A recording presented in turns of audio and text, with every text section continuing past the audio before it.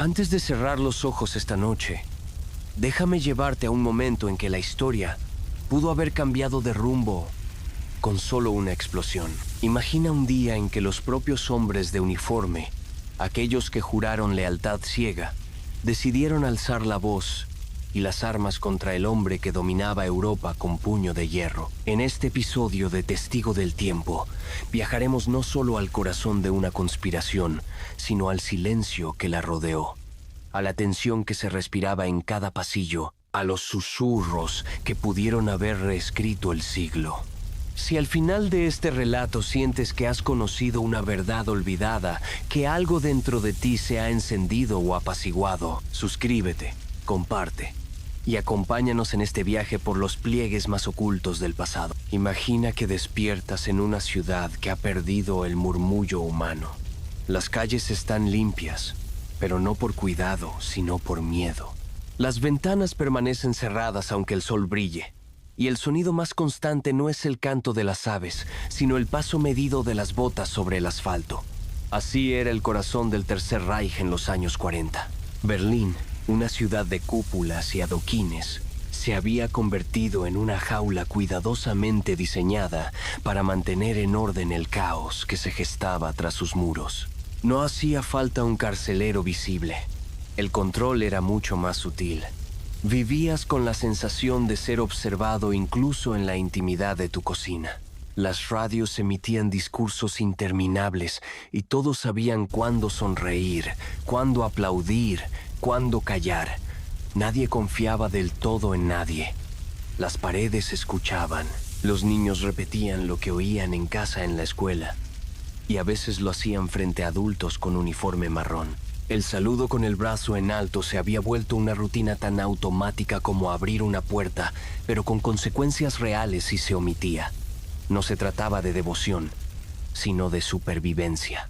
Los alimentos llegaban en pequeñas porciones y la harina sabía improvisación. El jabón escaseaba tanto como el silencio en el alma de quienes fingían creer.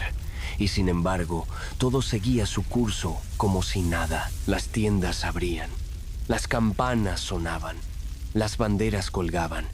Pero lo que no se decía, lo que se pensaba en lo profundo del corazón, era lo que empezaba a llenar los espacios vacíos. En ese mundo donde la sospecha era un estilo de vida, nadie podía imaginar, al menos, no sin estremecerse, que algo se estuviera gestando entre los mismos engranajes del sistema. Sin embargo, mientras más opresiva se volvía la rutina, más visible se hacía la grieta. El frente oriental había dejado de ser una promesa de expansión. Los trenes ya no solo llevaban soldados, también traían cuerpos, heridas y noticias confusas que contradecían la euforia radial. Y poco a poco, entre los mandos del ejército y la administración civil, comenzaban a surgir preguntas. Pero no eran preguntas formuladas en voz alta. Eran preguntas que nacían en la expresión endurecida de un general que antes sonreía, en el cigarro que se consumía sin que nadie hablara, en los informes que llegaban sin firma. Eran preguntas peligrosas, porque preguntar era arriesgarse. Y aún así, algunos comenzaron a preguntarse: ¿y si esto no puede terminar bien? ¿Y si el problema no es el enemigo fuera, sino el liderazgo dentro? Fue allí, en esa tensión no declarada, donde comenzó a germinar algo insólito, no entre desertores ni exiliados, sino dentro del propio aparato del poder. Oficiales condecorados, generales respetados, diplomáticos elegantes, todos miembros de la misma maquinaria, todos atrapados entre la fidelidad institucional y la voz interior que ya no podían silenciar. No querían destruir Alemania, querían salvarla. Y para ellos, eso significaba detener a Adolf Hitler. Mientras la superficie de la Alemania nazi se mantenía firme, brillante de propaganda y órdenes cumplidas, bajo ese barniz comenzaba a formarse una presión silenciosa. Las ciudades seguían decoradas con banderas rojas, los niños seguían cantando himnos en las escuelas y los periódicos seguían celebrando avances, incluso cuando la realidad se deshacía en trincheras heladas y hospitales desbordados. Sin embargo, en los pasillos del poder, entre los despachos llenos de mapas y los salones revestidos de mármol, se sentía un leve temblor. No uno que sacudiera paredes, sino conciencias. La guerra ya no era lo que había prometido ser. Lo que comenzó como una marcha gloriosa hacia la reconstrucción de una nación humillada, se había convertido en una carnicería sin fin. Las primeras victorias en Polonia y Francia habían sido fugaces, casi embriagantes, pero el frente oriental, con su geografía implacable y su resistencia feroz, se transformó rápidamente en un pantano de sangre y desesperación. Y lo que es más importante, en un espejo, porque allí, lejos de los discursos heroicos y las marchas sincronizadas, muchos soldados alemanes vieron lo que realmente significaba obedecer a Hitler. Vieron ejecuciones masivas, pueblos arrasados, órdenes que deshacían el alma. Y cuando esos hombres regresaban, algo en sus ojos ya no podía alinearse con los retratos que colgaban de cada oficina. En este escenario, una nueva forma de coraje comenzó a nacer. No el coraje del campo de batalla, sino uno mucho más sutil. El de pensar diferente, el de mirar a los ojos a un camarada y atreverse a decir, con voz apenas audible, que algo estaba mal, que no era simplemente una mala estrategia, ni una derrota temporal, que era el corazón mismo del régimen el que estaba podrido, que la locura de un solo hombre se había convertido en política nacional. Entre los que comenzaron a articular ese pensamiento con más claridad se encontraba Klaus Schenk von Stauffenberg, aristócrata bávaro, católico practicante, hombre de honor y de uniforme. Su biografía no era la de un revolucionario, sino la de un idealista atrapado en una máquina que ya no reconocía como propia. Herido gravemente en el norte de África, había perdido un ojo, una mano y 2 dedos de la otra, pero lo que no perdió fue su convicción. Y tras su recuperación, lo que encontró en Berlín fue un círculo de hombres que, como él, habían llegado al límite de lo tolerable. Allí estaban Henning von Tresckow, general de mente lúcida y corazón en guerra consigo mismo. Ludwig Beck, jefe del Estado Mayor, hasta que renunció por oponerse a la invasión de Checoslovaquia. Friedrich Holbrecht, oficial del ejército de reserva, brillante y reservado, y muchos otros nombres que no pasarían a los libros de texto, pero que en aquellos días arriesgaron todo por una posibilidad remota.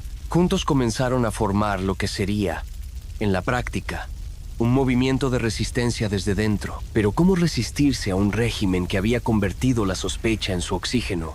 ¿Cómo planear un golpe sin dejar rastros, sin alertar a los servicios de inteligencia más despiadados del siglo? La respuesta estaba en algo ya existente, la propia estructura del régimen, y en particular, en un plan llamado Operación Valquiria.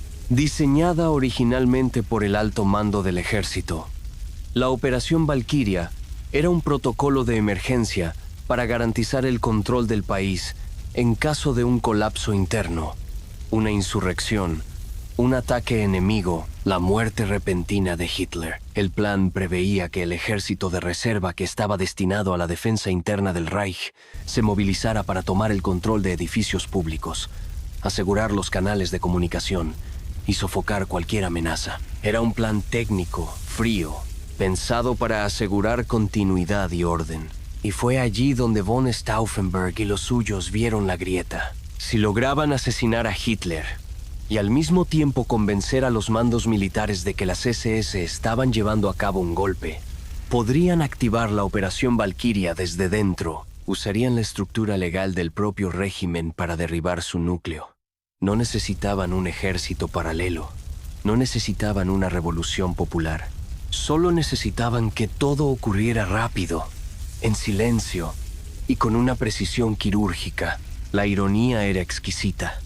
El plan que había sido ideado para defender al régimen sería el instrumento para aniquilarlo. Y eso, para hombres formados en la disciplina y la legalidad, tenía un atractivo casi moral. No se trataba de una rebelión caótica. Se trataba de restaurar un orden ético en un país que había perdido su alma. Pero había un problema. Uno enorme. Hitler no era fácil de matar. Vivía rodeado de medidas de seguridad extremas. Cambiaba de agenda constantemente. Sus reuniones eran impredecibles. Viajaba con doble de cuerpo. Sus escoltas revisaban cada rincón, cada invitado, cada objeto.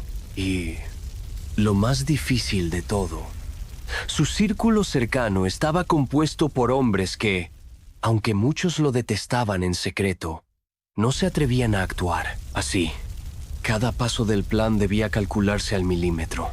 No bastaba con asesinarlo.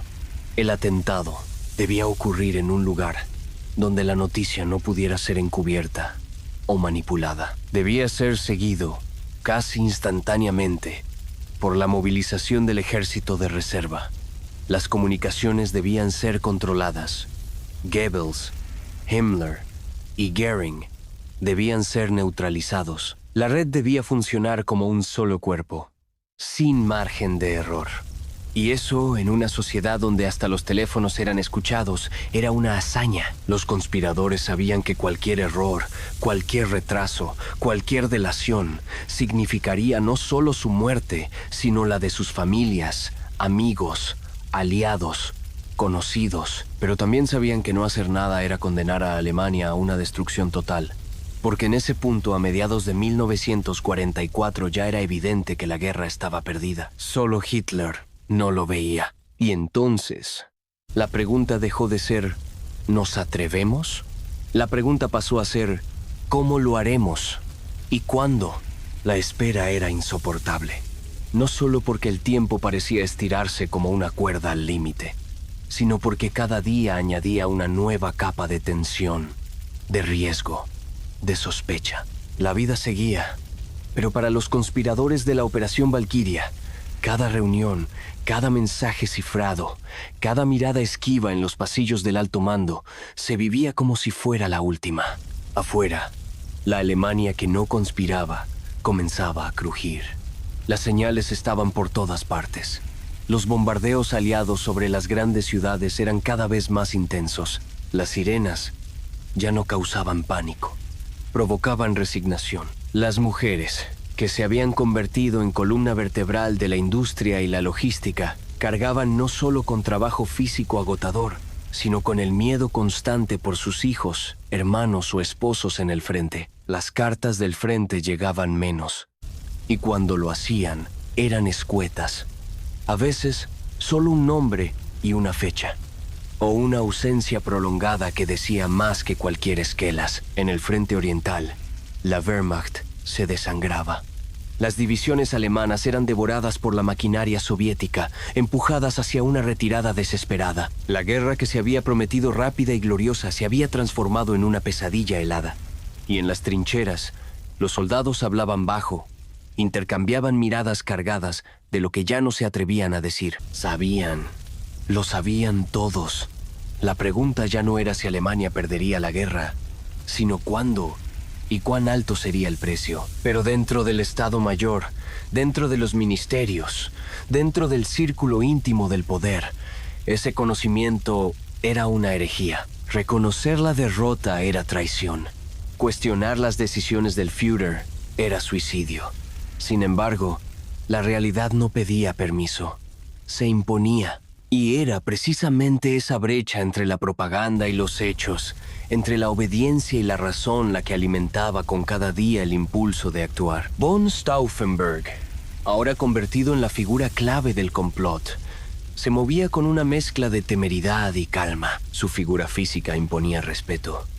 Un rostro marcado por la herida, una postura recta, una mirada intensa.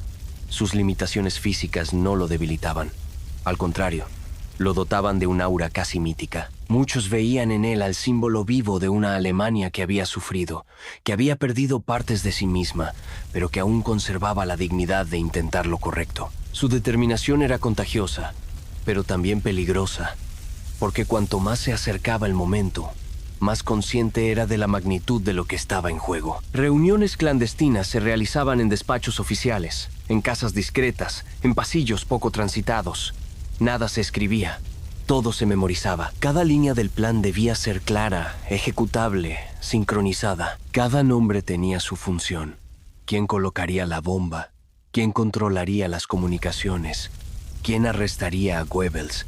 ¿Quién neutralizaría a las SS en Berlín? ¿Quién tomaría el control de las estaciones de radio? El plan era tan elegante como frágil, como un cristal que debía ser lanzado al aire sin romperse hasta caer justo en el centro del objetivo. La rutina de Hitler era estudiada al detalle. Sus hábitos, sus caprichos, su obsesión por la seguridad. Y aún así, era impredecible. Cambiaba la agenda sin previo aviso. Cancelaba reuniones por intuición. Se rodeaba de fieles, pero no de amigos. Su círculo íntimo era una colección de sombras que competían por su favor y que desconfiaban profundamente entre sí. Eso jugaba a favor y en contra. Por un lado, la paranoia general facilitaba los pretextos para movilizar tropas y justificar acciones extraordinarias. Por otro, significaba que cualquier error sería castigado con una precisión mortal. Pero lo más difícil no era el atentado. Lo más difícil era lo que vendría después. Si Hitler moría, Alemania no caería mágicamente en manos de los conspiradores. Habría caos, habría dudas, habría generales que aún le eran leales, fanáticos que no necesitarían órdenes para defender su memoria. El éxito del plan dependía de la rapidez, de que, en cuestión de horas, el ejército de reserva creyera la versión de los conspiradores, que las SS estaban dando un golpe y que ellos debían restaurar el orden bajo una nueva autoridad. Esa narrativa debía imponerse antes de que la verdad o la confusión ganara terreno.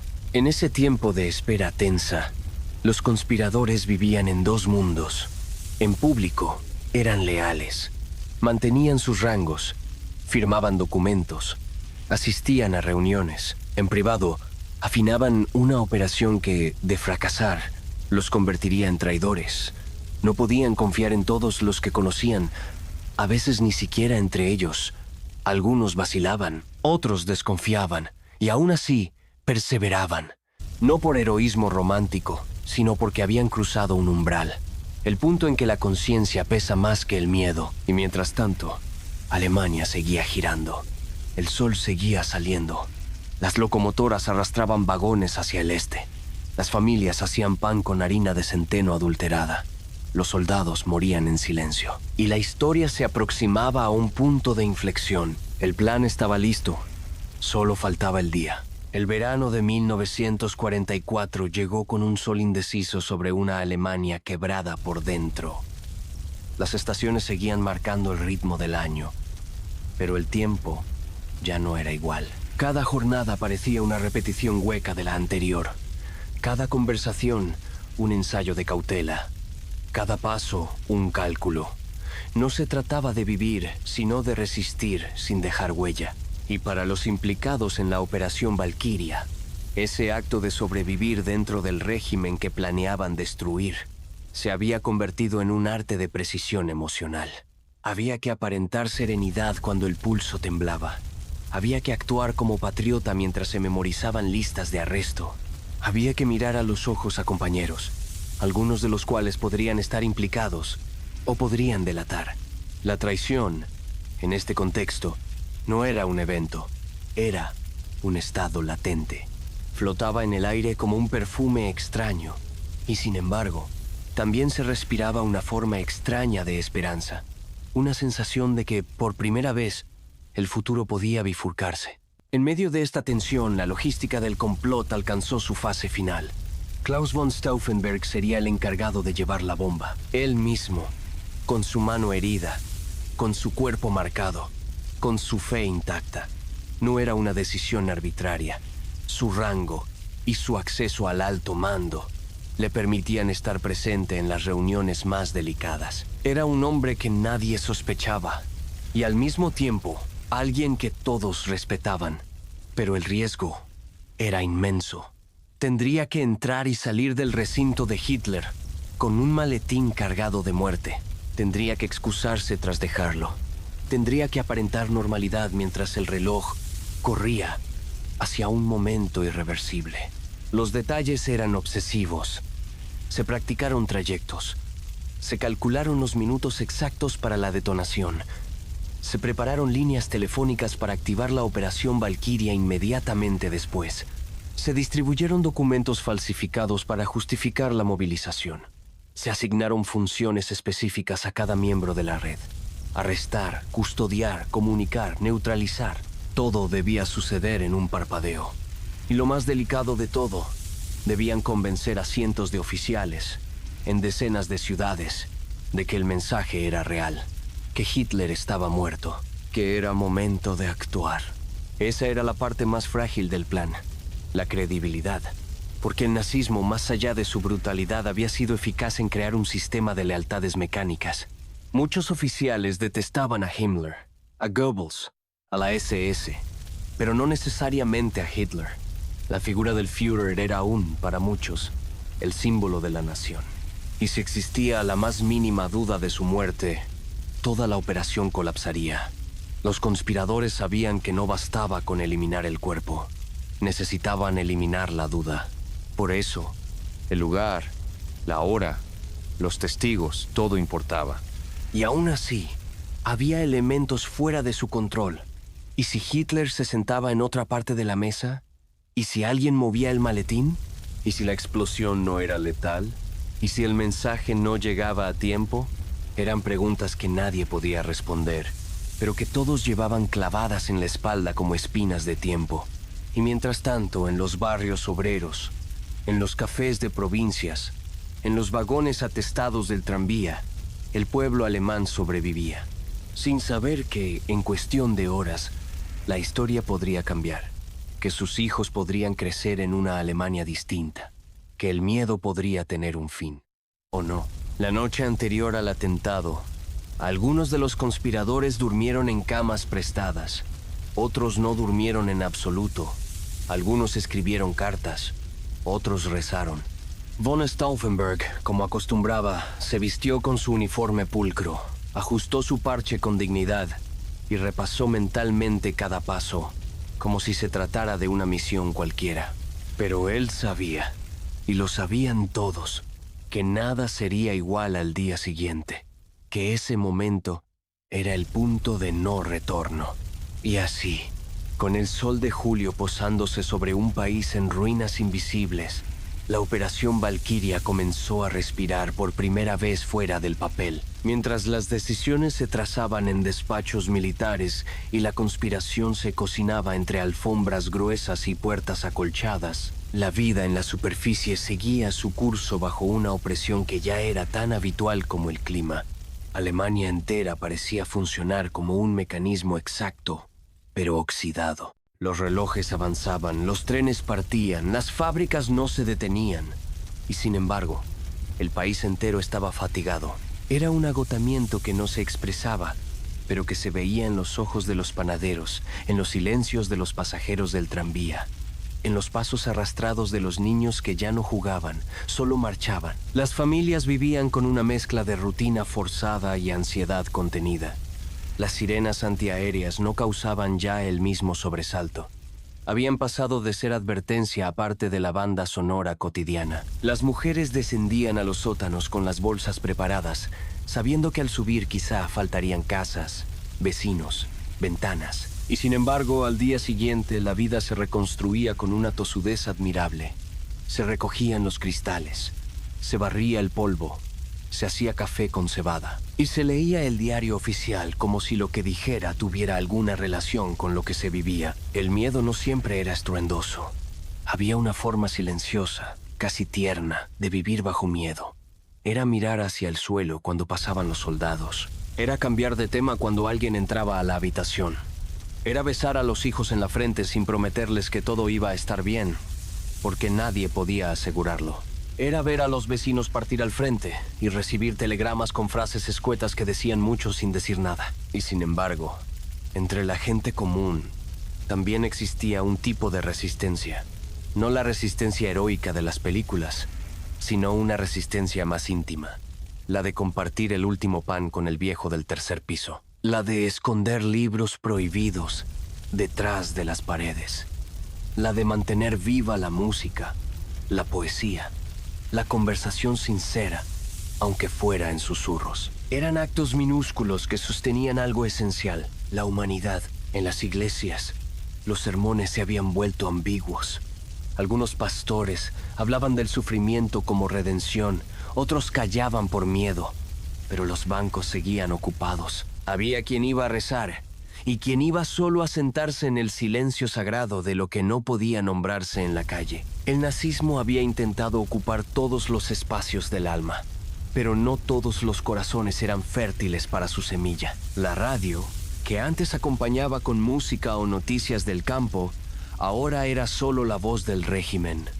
Monótona, repetitiva, envolvente, pero también allí surgían grietas. Algunos se arriesgaban a sintonizar emisiones prohibidas desde Londres, que traían voces distintas, otras palabras, otras visiones del mundo. Escuchar era un delito, pero también una forma de esperanza. Y así, el pueblo alemán, sin saber que en los altos mandos se gestaba una rebelión desde dentro, vivía entre dos mundos: el impuesto y el imaginado, el que sufría y el que soñaba. La mayoría no conocía los nombres de Stauffenberg o Tresckow. No sabían de protocolos secretos ni de maletines letales. Pero muchos sabían en su fuero interno que algo estaba roto. Que esa gran Alemania de la que hablaban los discursos era un disfraz que ya no tapaba el rostro desgastado de una nación a punto del colapso. Y ese ambiente, esa tensión sorda, ese anhelo contenido, sería el telón de fondo para uno de los momentos más arriesgados y decisivos de todo el conflicto. Un acto que no vino de las masas, sino de unos pocos, pero que, de haber tenido éxito, habría cambiado no solo el mapa político, sino el alma misma del siglo. En los días finales antes del intento de atentado, la atmósfera en Alemania adquirió una cualidad casi irreal. Era como si el país entero estuviera suspendido en un aliento largo, tenso, contenido. Nadie sabía que una bomba iba a estallar en el cuartel del dictador, pero todos sentían de algún modo inexplicable que algo estaba por romperse. Incluso en los lugares más apartados, donde el eco del poder llegaba solo en forma de carteles descoloridos o consignas gritadas por niños uniformados, el clima era extraño. Las montañas, las aldeas, las pequeñas ciudades que habían conservado un aire de orden rural, comenzaban a notar la alteración. Los productos escaseaban, el correo tardaba más, los rostros estaban más apagados. El tejido social, ya desgastado por años de guerra, propaganda y represión, comenzaba a rasgarse en los bordes. Aún en las esferas del poder, donde los pasillos brillaban y los discursos se recitaban con voz firme, las dudas empezaban a filtrarse. Los ojos ya no brillaban igual cuando alguien pronunciaba el nombre de Hitler. Algunos oficiales evitaban encontrarse con su reflejo en los ventanales de los ministerios.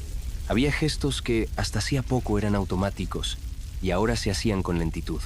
El saludo, la firma, la afirmación. Las órdenes aún se cumplían, sí, pero detrás de cada Jawohl había una pausa minúscula, imperceptible, que decía más que 1000 palabras. Entre los conspiradores, ese ambiente no pasaba desapercibido. Lo observaban con atención, con esperanza contenida. No esperaban una revolución popular, pero sabían que la obediencia había empezado a erosionarse, que la fe ciega se había agrietado, que bastaba una chispa, una explosión en el lugar correcto, una noticia replicada al instante, una orden emitida con la voz adecuada para que todo el edificio del Tercer Reich tambaleara. Y al mismo tiempo, sabían que no habría una segunda oportunidad. Cada uno de ellos cargaba con ese conocimiento como un peso invisible. Lo llevaban consigo al despertarse, al caminar, al escribir, al comer. Era la certeza de que, si el plan fallaba, sus nombres serían borrados de la historia por quienes sobrevivieran. Serían recordados como traidores, o tal vez ni siquiera recordados. Y sin embargo, seguían adelante, con una mezcla de resignación y determinación que solo puede surgir cuando no queda más opción que la acción. Algunos escribieron cartas esa semana, a sus esposas, a sus hijos, a sus amigos. Cartas que no hablaban del plan, sino del futuro.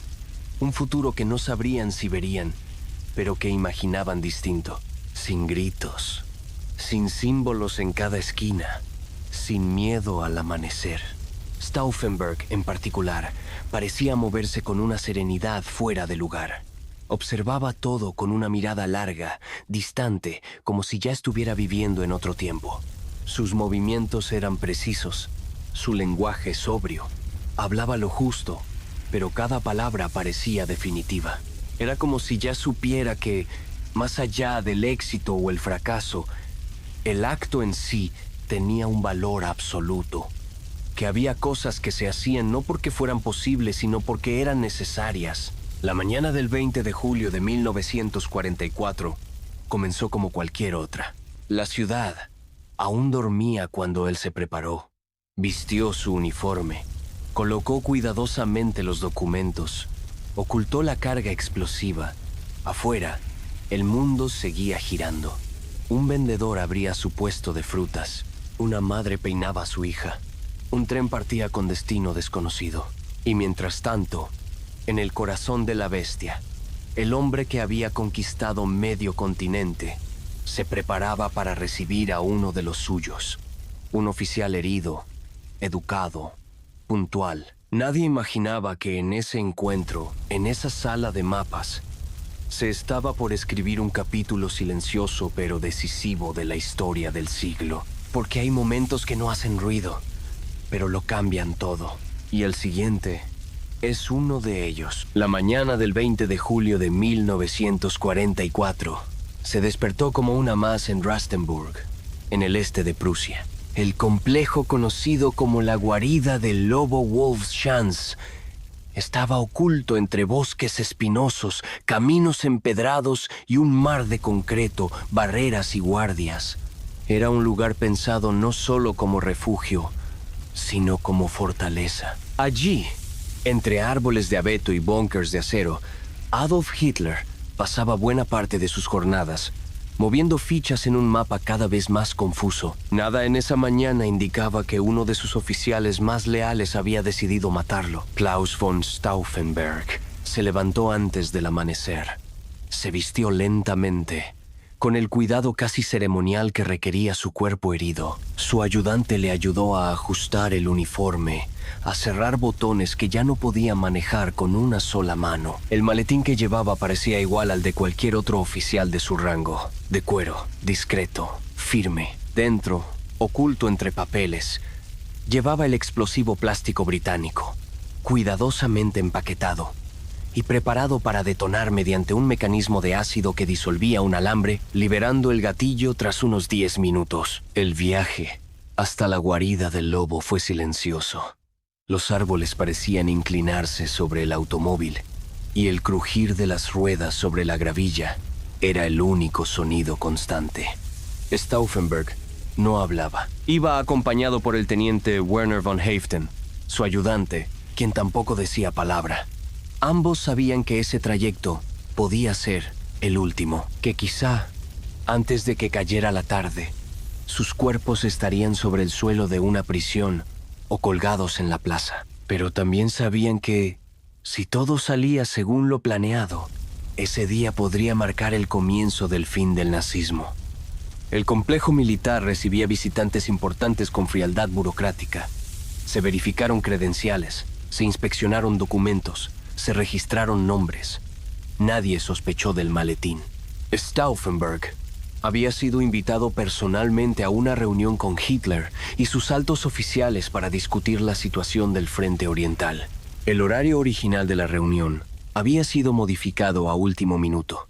Inicialmente estaba pautada para la tarde, pero se adelantó a media mañana. Ese detalle, aparentemente menor, tendría consecuencias determinantes. Cuando llegó el momento, Stauffenberg fue escoltado hasta la sala de mapas.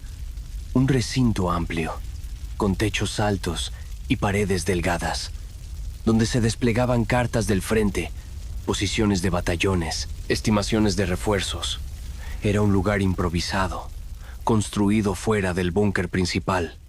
Y eso, sin que nadie lo supiera, jugaría a favor de Hitler. Stauffenberg pidió permiso para utilizar el baño antes de entrar. En realidad, necesitaba armar el detonador con su única mano funcional. se encontraba en una habitación adyacente, donde, con la ayuda de von Haeften, logró preparar solo uno de los dos explosivos. El tiempo apremiaba. Habían planeado utilizar 2 cargas para asegurar el éxito, pero el cambio de horario y la vigilancia constante no les dejaron margen. Con un solo artefacto armado lo colocó dentro del maletín, oculto entre documentos, y regresó a la sala. Allí, saludó a los presentes con cortesía. Entre los oficiales estaban Wilhelm Keitel, Alfred Jodl y otros miembros del alto mando. Hitler llegó minutos después, caminando erguido, con su gesto adusto y su voz característica. El ambiente era denso. No se hablaba mucho.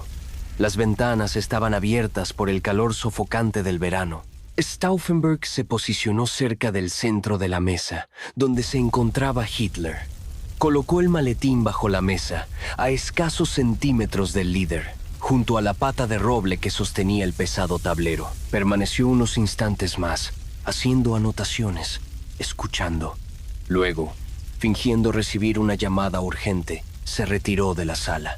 Afuera, caminó con paso firme hacia el vehículo que lo esperaba. Debía alejarse lo más posible antes de que la bomba estallara. Los minutos pasaron con una lentitud insoportable.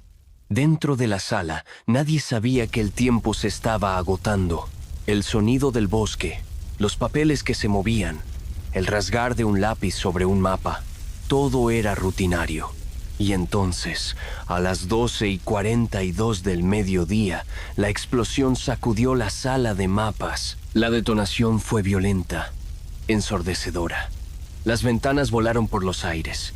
El humo cubrió la habitación como una niebla de fuego. Fragmentos de madera, metal y carne se esparcieron por el recinto. Varios oficiales cayeron al suelo, heridos, inconscientes. El caos se desató en segundos. Los gritos eran confusos, las órdenes se mezclaban con el polvo. Pero Hitler sobrevivió por una combinación de azar, estructura física del lugar y un movimiento crucial del maletín hecho por uno de los oficiales. Sin saber su contenido, el impacto se desvió. La mesa de roble, gruesa como un muro, absorbió buena parte de la explosión. El cuerpo del dictador fue lanzado hacia atrás. Sus ropas quedaron quemadas, su oído dañado, su pelo chamuscado, pero vivió. Y en ese instante, sin saberlo, la Operación Valquiria comenzaba bajo una premisa falsa.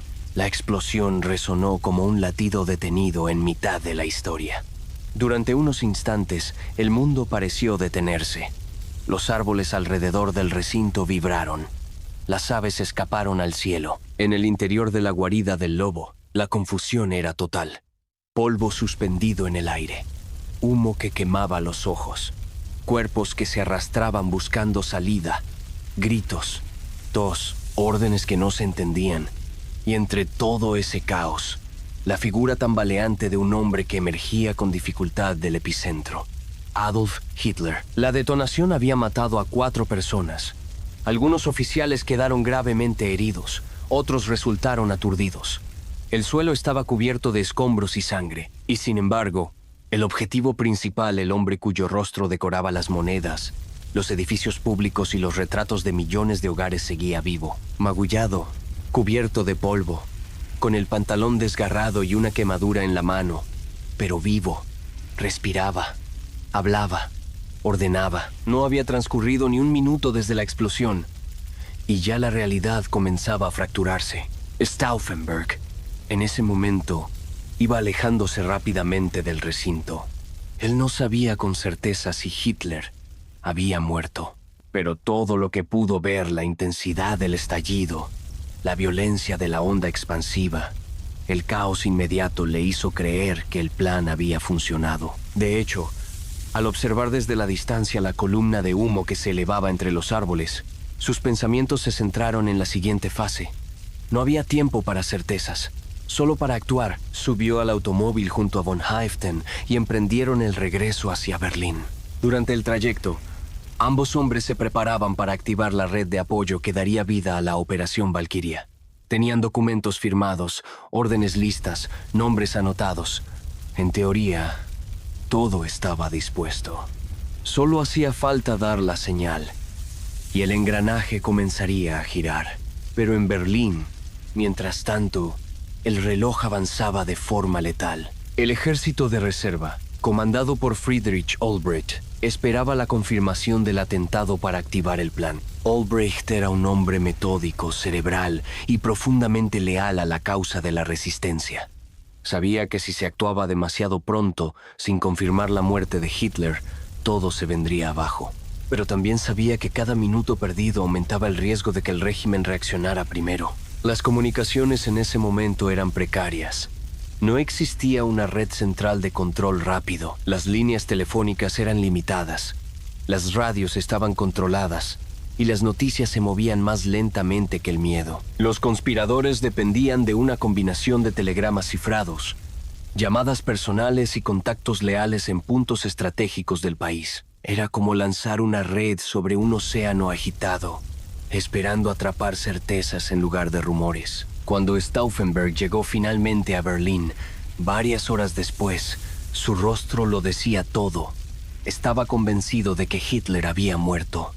Su convicción era tan firme que no admitía duda. Entró al Ministerio de Guerra con paso decidido. Saludó como si nada hubiera ocurrido y fue directo a la oficina de Olbricht. Allí declaró: «Está hecho. El monstruo ha caído. Es momento de actuar». Fue esa afirmación más que cualquier informe oficial la que puso en marcha la maquinaria. La Operación Valquiria comenzó a ejecutarse desde el interior de Berlín. Se enviaron órdenes al ejército de reserva para ocupar edificios clave, desarmar a las SS y tomar el control de las estaciones de radio y los canales de comunicación. Las tropas salieron a las calles, se tomaron oficinas gubernamentales, se arrestaron miembros del partido nazi. El golpe de Estado, hasta entonces un rumor contenido entre susurros y plegarias, se volvía visible, tangible, real. Pero algo no cuadraba. Mientras los soldados marchaban, mientras los documentos eran firmados y las llamadas se realizaban en clave, en la guarida del lobo la noticia del atentado fallido comenzaba a propagarse con rapidez. Hitler, furioso, herido pero ileso, dictaba órdenes con la energía de un animal acorralado. Sus asistentes, aún cubiertos de sangre y polvo, ya habían comenzado a preparar una respuesta. La versión oficial sería inmediata. Un atentado había sido cometido, pero el Führer sobrevivía. Los traidores serían identificados, castigados, eliminados. Esa declaración sencilla, seca, inflexible, bastó para fracturar la credibilidad del golpe. Los oficiales que en Berlín dudaban, ahora se replegaban. Algunos comenzaron a llamar a sus superiores para verificar lo ocurrido. Otros simplemente dejaron de ejecutar las órdenes. En menos de una hora, lo que había sido una red sincronizada comenzó a disolverse como sal en agua hirviendo. La duda era más contagiosa que la fe. Y en ese instante, los conspiradores comenzaron a sentirlo. Los teléfonos ya no respondían. Los aliados empezaban a desaparecer. Los documentos se apilaban sin firmar. Las puertas antes abiertas ahora se cerraban. En el Ministerio de Guerra, Stauffenberg y Olbricht comenzaron a sentir el peso del fracaso aún sin confirmarlo. El silencio era más elocuente que cualquier comunicado. Y cuando finalmente llegó la noticia oficial, la voz de Hitler transmitida por radio, con tono vibrante, asegurando que seguía vivo y que los traidores serían eliminados, todo quedó claro. El golpe había fracasado y ahora lo único que quedaba era enfrentar las consecuencias. Cuando la voz de Hitler resonó a través de las radios esa misma noche, el sonido fue más brutal que la explosión que lo había rozado horas antes. La emisión fue breve, no buscó conmover ni explicar, simplemente fue contundente. Estaba vivo, había sido atacado por oficiales traidores y el castigo sería inmediato. No se trataba de una defensa, era una advertencia, un mensaje dirigido no solo a los conspiradores, sino a todo un país que por un instante había sentido que el monstruo podía caer. El eco de esa voz se extendió como una ola helada por los corredores del Ministerio de Guerra en Berlín, donde Stauffenberg, Olbricht, von Haiften y algunos otros intentaban todavía mantener el control de la situación. Pero en cuanto la noticia fue confirmada, El edificio, antes un centro neurálgico de decisiones, se convirtió en una trampa. Los teléfonos dejaron de responder. Las órdenes ya no se cumplían. Oficiales que hasta hace minutos ejecutaban directivas del golpe, ahora retrocedían, se desmarcaban, desaparecían en sus oficinas. Algunos quemaban papeles, otros simplemente se marchaban. La traición, ese concepto temido y omnipresente en el mundo nazi, ahora era un espejo en el que nadie quería verse reflejado. Quedarse al lado de Stauffenberg era, en ese momento, condenarse. Y sin embargo, él no huía. A pesar de las súplicas, a pesar de que sabía que las puertas se cerraban una a una, Stauffenberg permaneció. Tenía la espalda recta, los ojos encendidos, una extraña serenidad en la voz. No gritaba, no rogaba. Daba instrucciones hasta el último minuto, como si aún hubiera algo por salvar. Pero sabía, lo sabía desde el momento en que vio la expresión de uno de los oficiales más cercanos girar hacia la negación. La traición no estaba solo en la bomba. Estaba en la retirada de quienes no tuvieron el valor de sostener el acto hasta el final. Mientras tanto, en otros puntos de Berlín, el golpe se deshacía. Las tropas que habían salido a ocupar los edificios públicos comenzaban a recibir contraórdenes. Algunos comandantes, al escuchar la transmisión radial de Hitler, detuvieron sus movimientos y arrestaron a los propios mensajeros de Valkyria. El caos se apoderaba de la cadena de mando. En cuestión de horas, lo que había sido una red coordinada se transformó en una lista de sospechosos. La Gestapo, que nunca había dejado de vigilar incluso a los más altos oficiales, comenzó su cacería con una precisión escalofriante. Tenían nombres, ubicaciones, vínculos. Muchos de los conspiradores ya eran observados desde antes. La explosión no los convirtió en objetivos, simplemente les quitó el velo de protección. A última hora de la noche, soldados leales a Hitler, dirigidos por el general Friedrich Fromm, quien había sido informado del golpe demasiado tarde, y actuaba ahora por instinto de supervivencia, irrumpieron en el Ministerio de Guerra. El ambiente estaba en silencio, espeso, como si los muros mismos se hubieran rendido. Encontraron a Stauffenberg y a los suyos sin resistencia.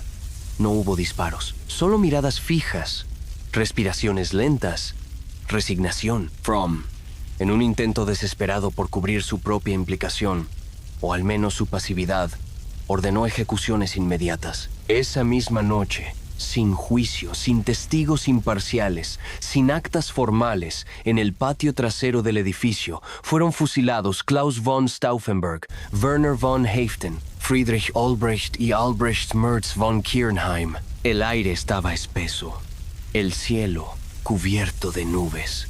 Las lámparas apenas alumbraban el rostro de los soldados encargados de disparar. Cuando llegó el turno de Stauffenberg, sus últimas palabras resonaron con la fuerza de un juramento sin altar. Es lebe das heilige Deutschland, que viva la sagrada Alemania. Y entonces, el disparo. La tierra húmeda recibió los cuerpos de los hombres que habían intentado cambiar la historia no con bombas en estaciones o revueltas callejeras, sino desde dentro del corazón del sistema. Desde sus entrañas más disciplinadas, más pulcras, más obedientes. Pero no terminó allí. Al día siguiente, las órdenes de Hitler fueron claras. Todos los implicados, todos los simpatizantes, todos los posibles cómplices debían ser identificados, detenidos, interrogados, ejecutados o enviados a campos.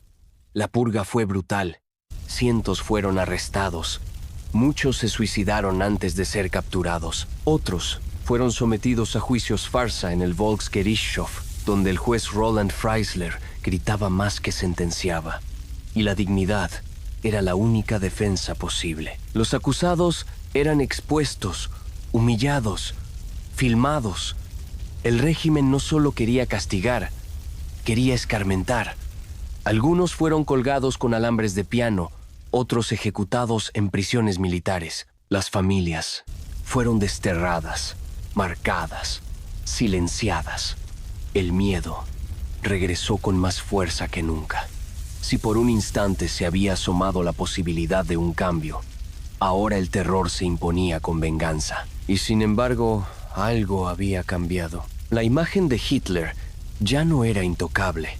El atentado había revelado que incluso en su círculo más cerrado existía resistencia, que incluso entre sus generales existía conciencia, que la obediencia no era infinita, que la historia aún podía torcerse, aunque no en ese momento, aunque no por esa bomba. La Operación Valquiria fracasó, sí, pero también encendió una llama silenciosa que se extendería más allá de las fronteras del Reich. En Londres, en Washington, en Moscú, en París, el mundo supo que Alemania no era una masa homogénea de seguidores fanáticos, que había hombres pocos, sí, pero firmes que habían arriesgado todo por detener la locura. Y eso, aunque no cambió el curso inmediato de la guerra, sí rescató una parte del alma de Europa, porque hay derrotas que son victorias invisibles y actos que, aunque no logran su propósito, redimen el sentido mismo de la dignidad humana. En los días que siguieron al atentado del 20 de julio, Alemania se sumió en una especie de fiebre represiva, como si el régimen hubiera sido herido no físicamente, sino en su mito. El cuerpo de Hitler estaba vivo, pero su aura de invulnerabilidad había sido perforada. Ya no era el líder incuestionable, el estratega infalible, el símbolo absoluto. Ahora era un hombre que había temblado, que había sangrado, que había sido traicionado por los suyos. Y esa herida simbólica fue suficiente para desencadenar una respuesta brutal. El régimen se embarcó en una purga meticulosa y despiadada. Las órdenes venían desde lo más alto y descendían como cuchillas a lo largo de toda la estructura de poder. Nadie estaba a salvo, ni los generales retirados, ni los oficiales activos, ni sus secretarias, ni sus familias. La Gestapo, ya experta en oler miedo, desplegó una red de detenciones que no distinguía entre la duda y la acción. Cualquier gesto interpretado como simpatía hacia los conspiradores era motivo suficiente para el encierro. El interrogatorio, el silencio, los juicios ante el Tribunal Popular, el Volksgerichtshof, se convirtieron en espectáculos oscuros, coreografiados no para impartir justicia, sino para reforzar el control. Roland Freisler, el juez que presidía esos tribunales, no dictaba sentencias. Rugía, interrumpía, insultaba, teatralizaba. Los acusados eran tratados como bufones trágicos, y todo era registrado en cintas y fotografías que luego circularían como advertencia. No bastaba con castigar, había que humillar, había que exhibir el dolor como forma de advertencia colectiva. Más de 7,000 personas fueron detenidas tras el atentado. Unas 200 fueron ejecutadas. Algunos murieron colgados en prisiones donde los gritos no tenían eco. Otros se arrojaron por las escaleras antes de ser llevados ante el juez. Otros más fueron obligados a contemplar la muerte de sus compañeros antes de enfrentar la suya. Pero a pesar de la represión, algo profundo había cambiado. En lo más íntimo de muchas personas, la imagen del régimen ya no era sólida. La obediencia ciega había perdido parte de su mística. El miedo, aunque aún dominante, ya no era total. Había grietas en algunas casas, en algunas conciencias, en algunos diarios secretos. Comenzaron a escribirse palabras distintas. No todos los alemanes eran cómplices. Algunos, aunque no se atrevieron a actuar, comenzaron a pensar distinto. Y ese cambio, aunque imperceptible, fue vital. Para los aliados, el atentado fallido representó una señal ambigua. Por un lado, fue una muestra de que existía disidencia real dentro de Alemania, que no todo estaba perdido, que incluso entre los generales había quienes reconocían el abismo al que Hitler arrastraba al mundo. Por otro lado, fue también una advertencia, porque si incluso un plan tan meticuloso y bien coordinado podía fracasar, entonces la única forma de acabar con el régimen sería por la fuerza, desde afuera, sin esperar redenciones internas. En las calles, mientras tanto, la vida retomaba su curso con una mezcla de resignación y fatiga. La guerra continuaba, las bombas caían, los alimentos escaseaban, las noticias llegaban fragmentadas, deformadas, repetidas, pero entre algunos rostros Algo se había encendido. Una semilla, una duda, una certeza silenciosa. Alguien lo había intentado. Y eso, en medio del horror, del fracaso, de la sangre derramada, tenía un valor inmenso. Con el paso de los meses, y especialmente después del fin de la guerra, los nombres de los conspiradores del 20 de julio comenzaron a emerger desde el lodo del olvido. Ya no eran traidores, eran mártires. El propio Ludwig Beck, quien se había suicidado tras el fracaso del atentado, fue recordado como un ejemplo de integridad. Henning von Tresckow, quien dejó una carta conmovedora antes de quitarse la vida, se convirtió en símbolo de conciencia militar. Stauffenberg, cuya figura parecía cincelada en acero, pasó a representar no solo a la resistencia alemana, sino a la posibilidad de redención dentro de la historia más oscura del siglo. En las décadas siguientes, Alemania ya dividida, ya reconstruida, ya enfrentada a sus ruinas, tuvo que enfrentarse a esa memoria, a los años del horror, a los crímenes, a la obediencia, pero también, con lentitud y dificultad, comenzó a recordar a quienes no obedecieron, a quienes, desde dentro, intentaron cambiar el curso de los acontecimientos. Hoy, monumentos, placas y calles recuerdan los nombres de los hombres del 20 de julio. En la Wenderblock de Berlín, donde Stauffenberg y los suyos fueron fusilados, se erige un memorial silencioso. No hay grandilocuencia, solo un patio, unas huellas, una sombra que parece mantenerse allí desde aquella noche. Porque algunos gestos no necesitan aplausos, solo memoria. La Operación Valquiria no logró su objetivo inmediato. Hitler no murió aquel día. El régimen no cayó desde dentro. Pero el acto mismo, ese intento solitario de interrumpir la maquinaria desde su propio corazón, dejó una cicatriz luminosa en el rostro de la historia. Una advertencia, sí, pero también una lección. Porque a veces basta con que unos pocos digan, no aunque el mundo entero diga sí, para que el futuro pueda respirar. El fracaso de la Operación Valquiria dejó un silencio espeso que se prolongó más allá del sonido de los disparos y del crujir de los últimos telegramas. Fue un silencio cargado de significado. No era el tipo de silencio que sigue a una derrota militar, ni siquiera el que acompaña a una ejecución. Era un silencio que decía, algo se intentó, y eso, en el contexto de una dictadura total, era en sí mismo un acto revolucionario. Durante años, incluso después del fin del conflicto, este atentado no fue tratado con la admiración que uno podría imaginar. Ni los aliados lo celebraron ampliamente, ni la Alemania de la posguerra lo reconoció de inmediato como símbolo. Los hombres del 20 de julio quedaron atrapados en una categoría incómoda. No eran resistentes comunistas, ni exiliados intelectuales, ni luchadores civiles. Eran oficiales, militares, conservadores. Algunos de ellos habían servido al régimen. Algunos habían callado demasiado tiempo, pero esa complejidad es precisamente lo que los hace importantes, porque su decisión de actuar no vino del oportunismo, ni del idealismo ingenuo. Vino del hartazgo, de la responsabilidad, del conflicto moral. Era fácil mirar hacia otro lado. Muchos lo hicieron, ellos no.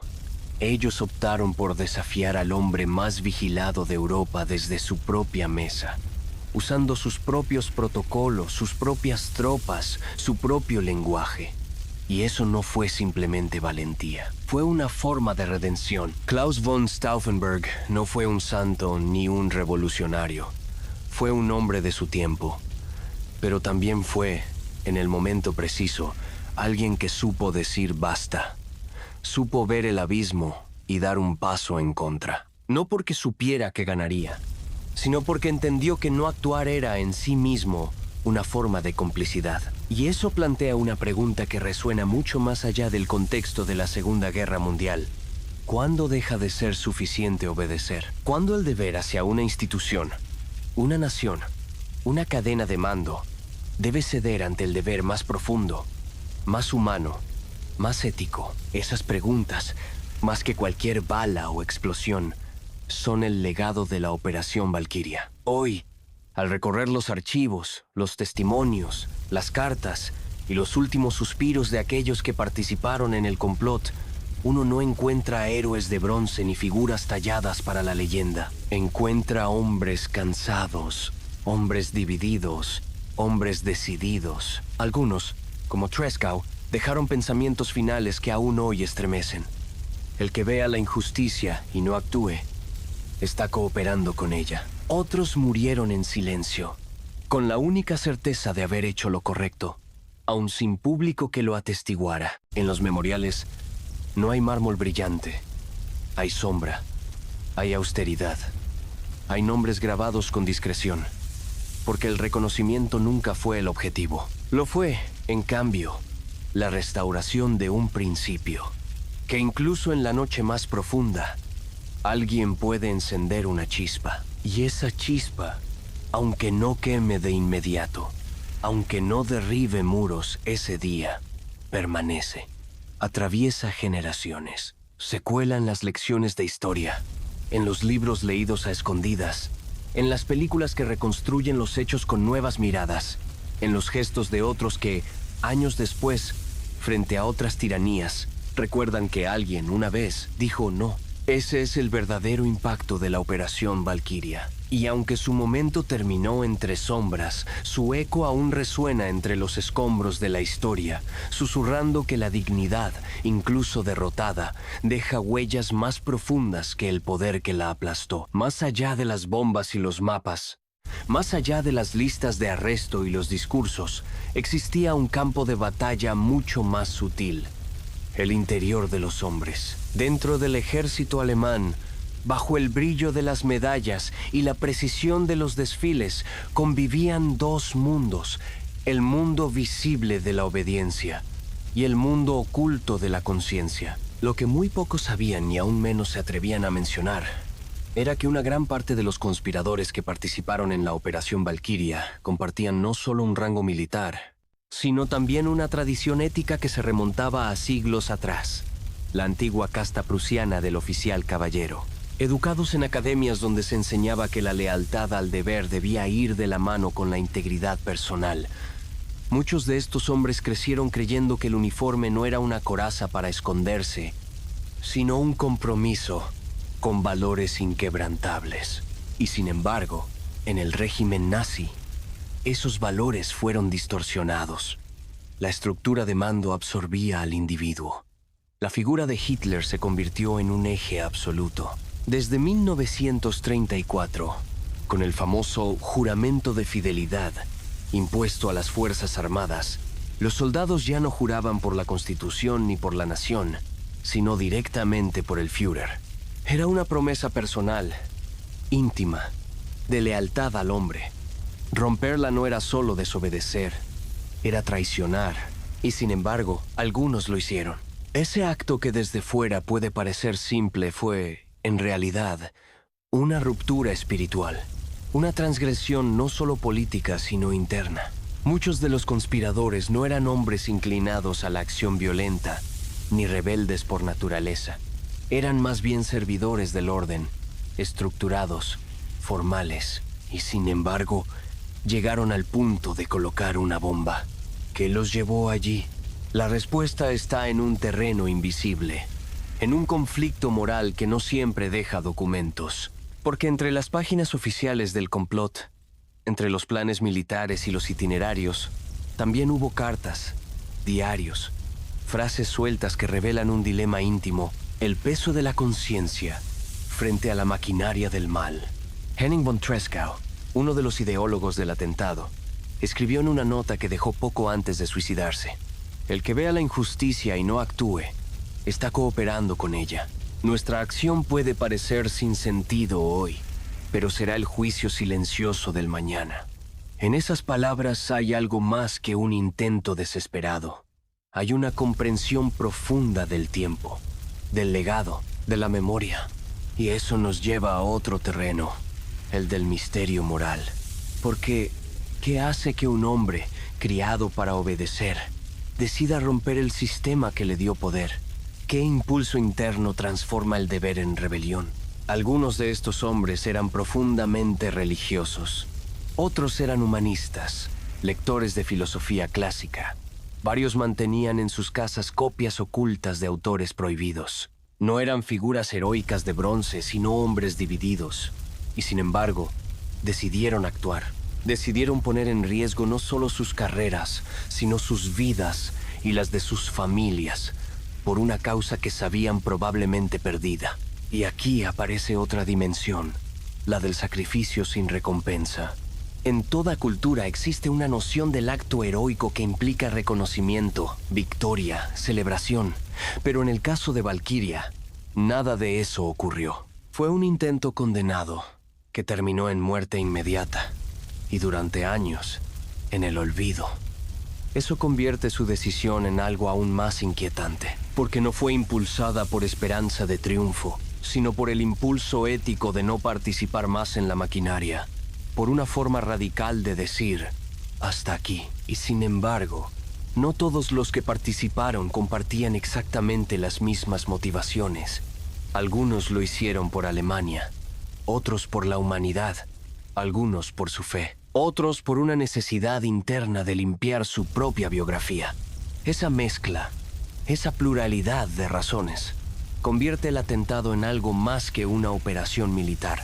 Lo transforma en un fenómeno cultural complejo, un momento donde el interior humano, con todas sus contradicciones, se impuso aunque fuera solo por un instante sobre la estructura rígida del poder. Incluso hoy, muchas de esas motivaciones siguen envueltas en niebla. Las cartas han desaparecido. Algunos documentos fueron destruidos. Otros fueron reescritos con el tiempo. Quedan fragmentos, testimonios cruzados, gestos recordados por terceros. Pero lo que permanece más allá de todo es ese misterio esencial.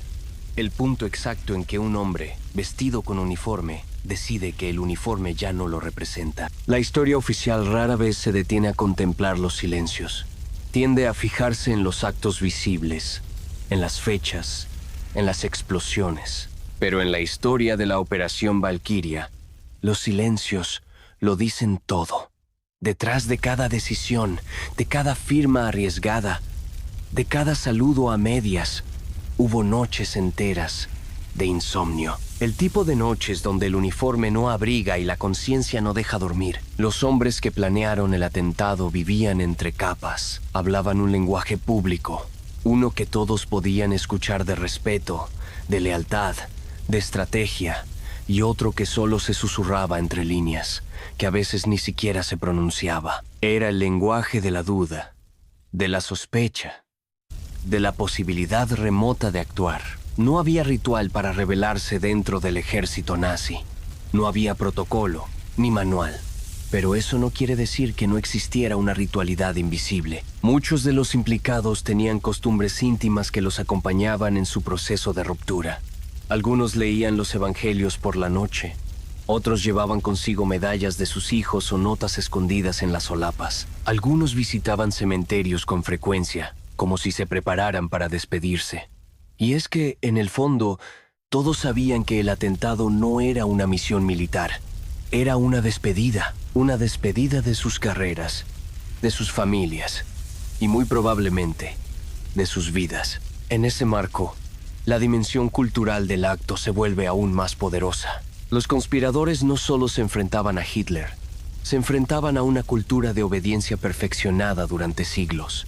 Alemania no había sido históricamente un país rebelde. Su estructura social, desde el Sacro Imperio hasta la Prusia Imperial, se había basado en jerarquías, disciplina, lealtad institucional. El respeto al mando era un valor cívico, militar y casi espiritual. Romper con eso no solo era romper con un régimen, era traicionar la médula de lo que significaba ser oficial. Y sin embargo lo hicieron. En las conversaciones privadas de von Tresckow, Stauffenberg o Beck, lo que se detecta no es ira, ni venganza, es decepción, es duelo. La Operación Valkyria nace más como un lamento organizado que como una rebelión tradicional. No eran hombres que querían destruir el país, querían salvarlo de sí mismo. Y por eso, su lenguaje no era el del odio, sino el del deber reconquistado. El acto de rebelarse contra Hitler era, en su visión, una forma de obedecer a una Alemania más profunda, más verdadera, que había sido secuestrada por el totalitarismo. Este pensamiento, sin embargo, nunca fue unánime. Incluso dentro del complot había diferencias de enfoque. Algunos creían que debían negociar la paz con los aliados. Otros pensaban que lo esencial era destruir el nudo central, la figura de Hitler, y que luego el destino tomaría su curso. Algunos eran idealistas, otros pragmáticos. Algunos venían de la nobleza, otros de la burocracia, algunos incluso de entornos nacionalistas. Pero todos, en algún punto, coincidieron en un detalle esencial. El régimen era insostenible, no por estrategia, no por conveniencia, sino por conciencia. Y aquí entra un factor poco mencionado, la dimensión interior de la ética. No estamos hablando de ética de libro ni de moral religiosa obligada. Hablamos de ese espacio íntimo donde una persona se encuentra con su reflejo, donde ya no caben las excusas, donde los ascensos, las medallas, los honores pierden valor frente a una pregunta simple. ¿Quién soy si sigo aceptando esto? Esa pregunta, que cada uno de ellos debió hacerse en soledad, fue el verdadero detonador del atentado. Muchos sabían que no verían el final de la guerra, que probablemente sus hijos crecerían sin padres, que serían insultados, borrados, condenados. Y aún así, no retrocedieron, porque en cierto modo su rebeldía no estaba dirigida al éxito inmediato, estaba dirigida a la posteridad, a ese lector desconocido del futuro, que, al revisar los hechos, al ver el horror, pudiera encontrar al menos una línea recta, un gesto claro, una negación. No es casual que muchos de los involucrados dejaran cartas, testamentos morales, fragmentos escritos con una serenidad sobrecogedora, como si supieran que su voz no sería escuchada en el momento, pero sí después. Esos textos, recuperados años más tarde, revelan no solo ideas políticas, sino una profunda reflexión sobre el alma humana, la culpa colectiva y el deber de actuar, aunque el mundo no te acompañe. La Operación Valquiria, en su fondo más profundo, es una historia de almas en conflicto, no de héroes infalibles, no de mártires románticos, sino de hombres enfrentados a la parte más dolorosa de la libertad, la de tomar una decisión solitaria, radical, irreversible, en contra de todo lo que los rodea. Y eso, más que la bomba, más que el plan, más que los mapas, es lo que aún hoy nos interroga, porque todos, en algún momento de nuestras vidas, enfrentamos situaciones donde el sistema, sea cual sea, nos empuja a obedecer, a adaptarnos, a callar. Y en esos momentos, la pregunta de Stauffenberg sigue vigente, ardiendo en lo más hondo de nuestra conciencia histórica. ¿Cuándo deja de ser aceptable cumplir órdenes? La historia visible de la Operación Valquiria terminó aquella noche, entre disparos, gritos apagados y cuerpos tendidos en el patio trasero del Wenderblock. Pero la historia invisible, la que habita en los intersticios de la memoria, en los objetos olvidados, en las esquinas de los archivos, siguió latiendo como una herida que el tiempo no supo cerrar del todo, porque hay hechos que, aunque concluyen en lo material, dejan tras de sí una estela de símbolos que perdura por generaciones. Después de la guerra, cuando Berlín era ya una ciudad dividida y las ruinas comenzaban a ser removidas con palas, tractores y manos desnudas, algunos espacios clave del atentado permanecieron en pie. La guarida del Lobo, donde estalló la bomba, fue parcialmente destruida por el propio ejército alemán en retirada y luego dejada al abandono. Los soviéticos, al llegar, no se molestaron en conservarla. El sitio fue devorado por la vegetación, tragado por la tierra, hasta convertirse en una especie de ruina sin homenaje. Un lugar donde los árboles crecieron sobre el concreto y el musgo cubrió lo que alguna vez fue el centro operativo del Tercer Reich. Durante décadas, esa parte del bosque de Prusia Oriental fue considerada maldita. Los habitantes de la zona evitaban pasar cerca. No por superstición, sino por un miedo transmitido de boca en boca. Sabían que allí había ocurrido algo terrible, algo que había rozado el cambio pero no lo logró. La historia, decían, no quiso que se abriera ese portal. Y en ese lugar, Uno podía aún sentir la sombra de lo que casi fue. Y sin embargo, arqueólogos, investigadores y visitantes curiosos comenzaron, años después, a explorar el sitio. No en busca de tesoros, sino de huellas. Fragmentos del pasado que aún pudieran hablar. Algunos encontraron restos del mobiliario, fragmentos de la mesa de roble, pedazos de concreto rajado por la explosión. Otros encontraron documentos enterrados, papeles arrugados, insignias militares oxidadas. No eran reliquias gloriosas, eran despojos, trocitos de un intento fallido, pero tenían una carga inmensa. Porque cada objeto, por mínimo que fuera, contenía la memoria latente de lo que no llegó a suceder. En el Wenderblock, en Berlín, ocurrió algo distinto. Durante muchos años, ese edificio permaneció en uso militar.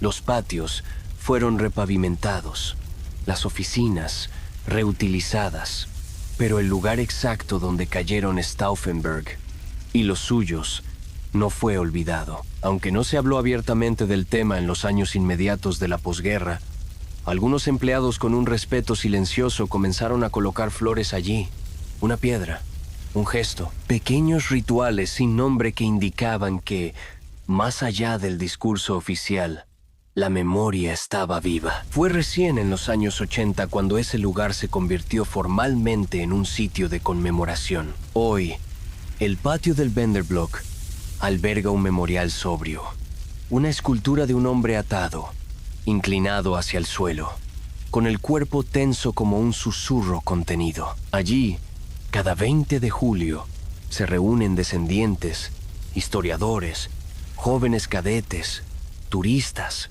no para repetir consignas, no para glorificar el pasado, sino para recordar que hubo un instante, efímero y fallido, en que la historia casi giró hacia otro camino. Pero la arqueología de Valquiria no es solo física, es también simbólica. Los diarios de los implicados, muchos de ellos rescatados de escondites o enviados a familiares, han sido recuperados, transcritos, digitalizados. Algunas cartas fueron halladas detrás de marcos, en doble fondo de muebles, dentro de botas abandonadas. Cada texto, al ser leído hoy, adquiere una resonancia distinta. Ya no son notas desesperadas, son cápsulas de tiempo, testimonios que no sabían si serían leídos, palabras que viajaron más de medio siglo para llegar a oídos capaces de comprenderlas.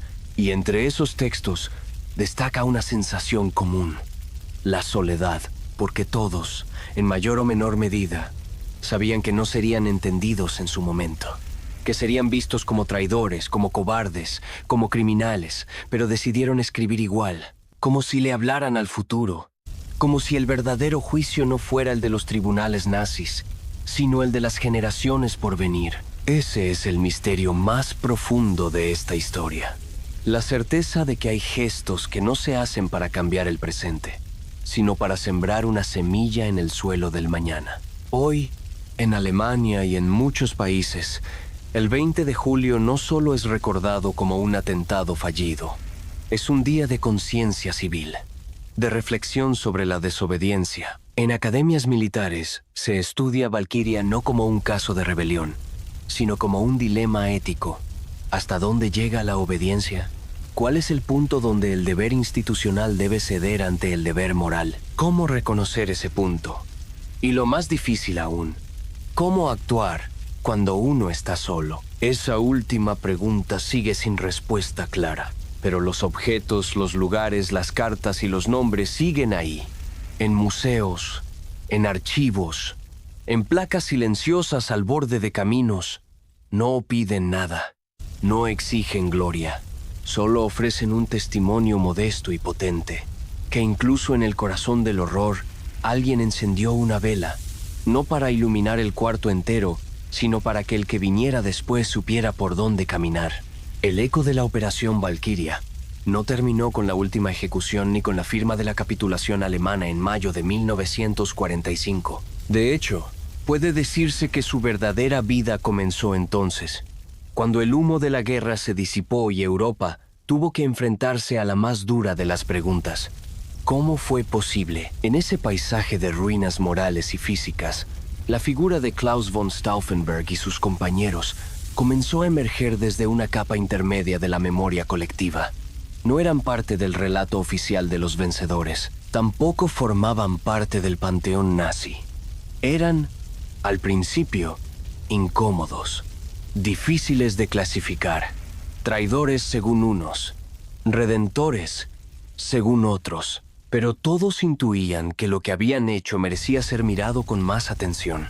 Y fue entonces cuando comenzó el proceso más lento, más profundo, más misterioso. La transformación de Valkyria en símbolo cultural. La literatura fue una de las primeras en recoger su huella. En los años posteriores al conflicto, una generación de escritores alemanes, muchos marcados por el silencio de sus padres y por la necesidad de encontrar grietas en el relato del horror, comenzó a indagar en ese grupo reducido de hombres que dijeron no.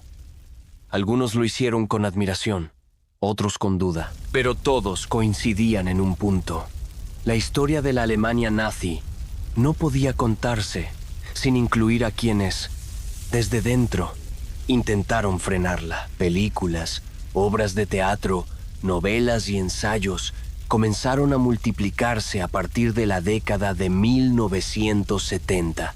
Algunas representaciones eran sobrias, otras más ficcionadas, algunas centradas en Stauffenberg como figura trágica, otras explorando el complejo abanico de personajes secundarios, muchos de los cuales habían sido olvidados por el relato oficial. Lo fascinante era que, en cada nuevo intento de narrar Valkyria, se evidenciaba el mismo dilema.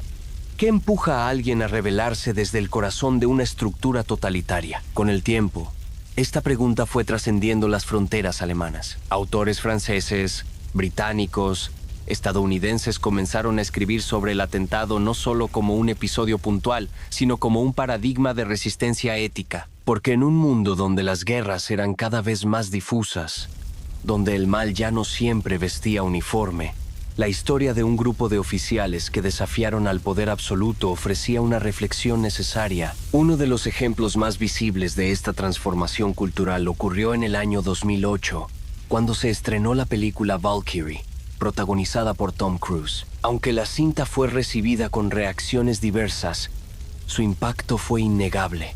Por primera vez, una gran producción de Hollywood colocaba en primer plano la historia del atentado, sus protagonistas, sus dilemas. Para muchos espectadores fuera de Alemania, fue el primer contacto emocional con el tema.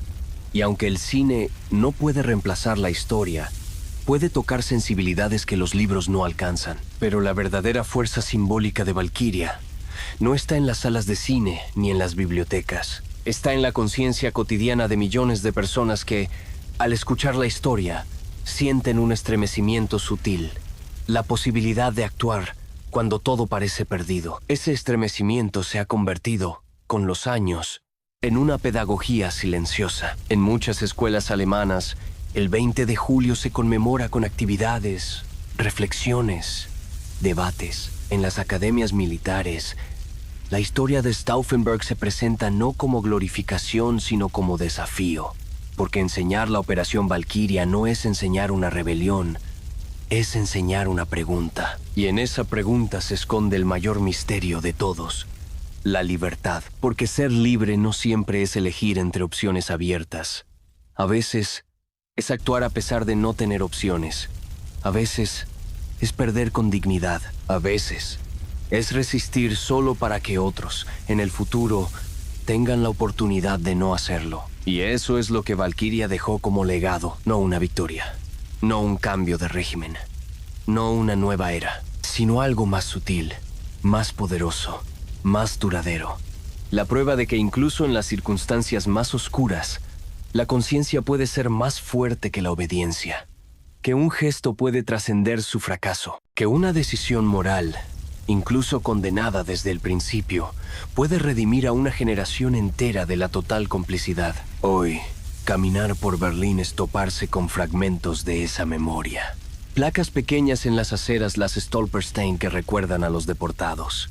Museos dedicados al horror. Y, entre todo eso, el patio del Wenderblock, con su escultura de un hombre sin nombre. Un hombre que, de pie entre la sombra y la decisión, nos recuerda que hubo un momento, fugaz e inmenso, en que un grupo de personas decidió decir, basta. No lo lograron, pero lo intentaron, y ese intento, convertido en símbolo, es hoy una brújula para todo aquel que, en cualquier parte del mundo, sienta la tentación de rendirse ante el poder injusto. Porque si ellos, con todo en contra, se atrevieron, ¿qué excusa nos queda a nosotros? En los salones dorados de la Alemania nazi, donde las cortinas pesadas ocultaban los ventanales y las copas de cristal tintineaban al compás de la obediencia, la guerra parecía un eco lejano.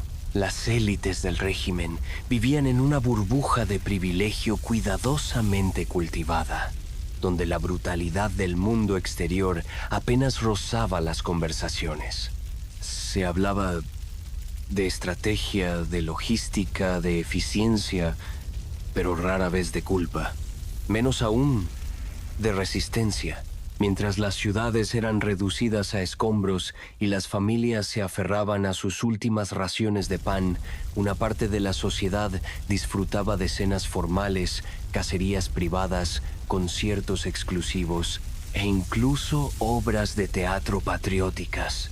La nobleza prusiana, los industriales aliados al régimen, los altos mandos militares y los burócratas del partido compartían un mundo donde la guerra era una empresa terrible. Sí, pero administrada con frialdad, y donde el poder era una extensión natural de su linaje o ambición. Este contraste violento entre la élite protegida y el ciudadano común alcanzaba niveles casi grotescos. Mientras los campos de concentración se multiplicaban en las sombras, en Berlín se organizaban bailes de gala. Mientras los trenes cargados de prisioneros cruzaban Europa, algunos ministros celebraban cumpleaños en residencias campestres, rodeados de arte robado y vino francés requisado. En las calles, el hambre y el miedo eran moneda diaria. En las oficinas del Reich, los relojes marcaban la hora del imperio con puntualidad suiza. Y sin embargo, incluso dentro de ese mundo lujoso, había fisuras. Algunos de los conspiradores de la Operación Valkyria pertenecían precisamente a ese mismo entorno. Klaus von Stauffenberg, por ejemplo, provenía de una familia aristocrática de raíces profundas en la historia alemana. Era culto, políglota, formado en humanidades clásicas, amante de la poesía. No necesitaba rebelarse. Podría haber navegado el régimen con elegancia, como tantos otros, pero eligió otro camino, uno que lo sacó del salón iluminado y lo llevó directo a la oscuridad de una ejecución sin gloria. Este es uno de los contrastes más punzantes de toda la historia, que mientras muchos se refugiaban en su linaje para esquivar decisiones difíciles, otros lo usaron como plataforma para actuar. Mientras unos se blindaban en privilegios para no ver, otros los desmantelaron para ver mejor. Y en ese gesto, profundamente minoritario, profundamente peligroso, se esconde la esencia del dilema moral de Valkyria. Las fiestas y recepciones continuaban. Las esposas de los oficiales discutían sobre tejidos, sobre recetas, sobre qué par de guantes combinaba mejor con el abrigo de invierno. Pero en las sombras de esos mismos edificios, en habitaciones pequeñas, alejadas del protocolo, hombres como Olbricht, Treschow o Kirchneim susurraban planes, evaluaban rutas de escape, hacían listas de nombres que debían ser contactados si el golpe tenía éxito. La tensión era insoportable, porque los conspiradores vivían en dos mundos al mismo tiempo. El mundo del protocolo nazi, del saludo forzado, de las reuniones oficiales, y el mundo secreto del plan, del riesgo, del posible derrumbe. Comían junto a hombres que, de fracasar, serían sus verdugos. Caminaban por pasillos donde cada retrato, cada emblema, cada bandera les recordaba el precio de la traición. Y sin embargo sonreían. Guardaban las apariencias, no por cobardía, sino por estrategia, porque sabían que un gesto en falso podía costar no solo su vida, sino el de todos sus compañeros. En ese contexto, la cortesía se volvía arma, la diplomacia, escudo, la hipocresía, necesidad. Mientras tanto, en los pueblos alemanes, la distancia con las élites era abismal. Los ciudadanos comunes sobrevivían con lo justo, cada vez más conscientes de que la propaganda ya no bastaba para ocultar la realidad. Las cartas desde el frente hablaban de derrotas, de desorganización, de miedo. Y sin embargo, en las capitales del poder, se hablaba aún de victoria, de fe, de resistencia absoluta. Esa desconexión entre los dirigentes y el pueblo fue uno de los elementos que empujó a los conspiradores a actuar. No solo querían eliminar a Hitler, querían cortar el hilo de cinismo que mantenía viva la ilusión. Querían despertar a una nación dormida entre consignas vacías y panfletos gastados. Y para lograrlo, sabían que tenían que romper el hechizo desde dentro. No con discursos, no con manifiestos, sino con una explosión. Tras el estallido de la bomba y el eco desesperado de las balas en el patio del Wenderblock, algo se reacomodó en las altas esferas del poder nazi. No fue solo miedo, fue una especie de sacudida colectiva. Una revelación íntima de lo vulnerables que eran incluso quienes vivían más cerca del trono. Porque si uno de los suyos, condecorado, respetado, elegante y casi intocable, había intentado eliminar al Führer, entonces nadie podía considerarse completamente seguro. Durante los días siguientes, mientras la Gestapo desplegaba sus redes en todas direcciones, muchas figuras de la élite comenzaron a desmarcarse de forma casi teatral. Oficiales que habían estrechado la mano de Stauffenberg en recepciones de gala, que habían cenado con Olbricht o conversado con Beck, ahora hablaban de ellos como si fueran locos, cobardes, traidores. Era un espectáculo de distancia calculada. Una manera de limpiar sus biografías mientras los cuerpos aún estaban calientes. Y aquí es donde el contraste se vuelve aún más cruel, porque mientras los conspiradores eran colgados con cuerdas finas para que murieran lentamente, grabados en cintas como escarmiento, otros hombres, igual de cercanos al poder, igual de conocedores de los crímenes, se refugiaban tras títulos nobiliarios, amistades políticas, o simplemente tras su habilidad para callar. La obediencia, en ese contexto, era la moneda más valiosa, y la amnesia, un escudo eficaz. En los salones del poder, entonces, se impuso una nueva norma no escrita: hablar lo menos posible, demostrar fervor renovado y esperar que el episodio Valquiria desapareciera como un mal sueño. Y en parte, lo lograron. Durante los últimos meses del régimen, el nombre de Stauffenberg apenas era mencionado. Las conversaciones sobre el atentado se convertían en susurros o directamente en tabú. Se hablaba de purgas, de limpieza, de traición, pero no de las razones. Nunca de las razones. En las mansiones de campo, los oficiales que no habían participado en el atentado, pero que sí lo conocían de antemano, brindaban por la victoria mientras escondían en sus baúles cartas incómodas, invitaciones a reuniones no respondidas o telegramas que habían decidido ignorar. Algunos sintieron culpa, otros alivio, pero todos compartían un acuerdo tácito. Sobrevivir era más importante que entender. Y mientras tanto, las esposas de los ejecutados comenzaban a vivir un exilio interno. Las viudas de los conspiradores no solo perdieron a sus maridos, perdieron también sus nombres, sus propiedades, su estatus. Muchas fueron arrestadas, interrogadas, exiliadas. Otras, simplemente borradas.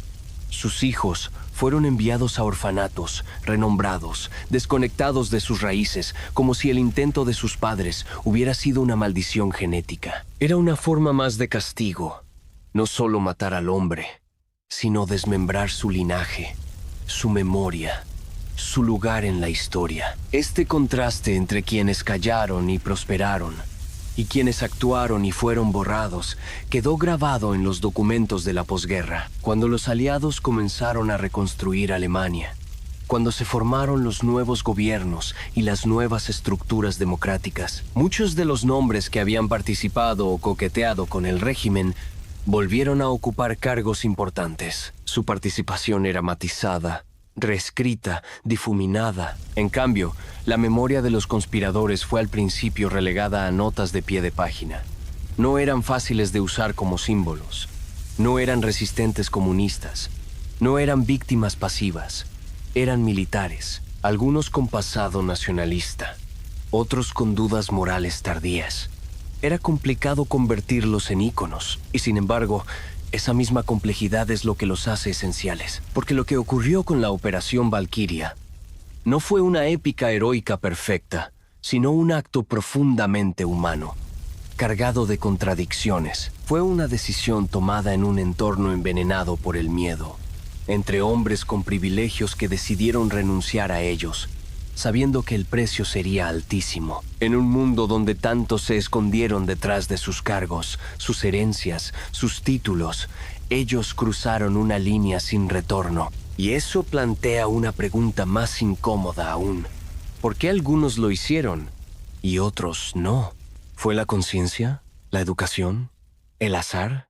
¿Una conversación decisiva? ¿Una imagen? ¿Un recuerdo que despertó la empatía dormida?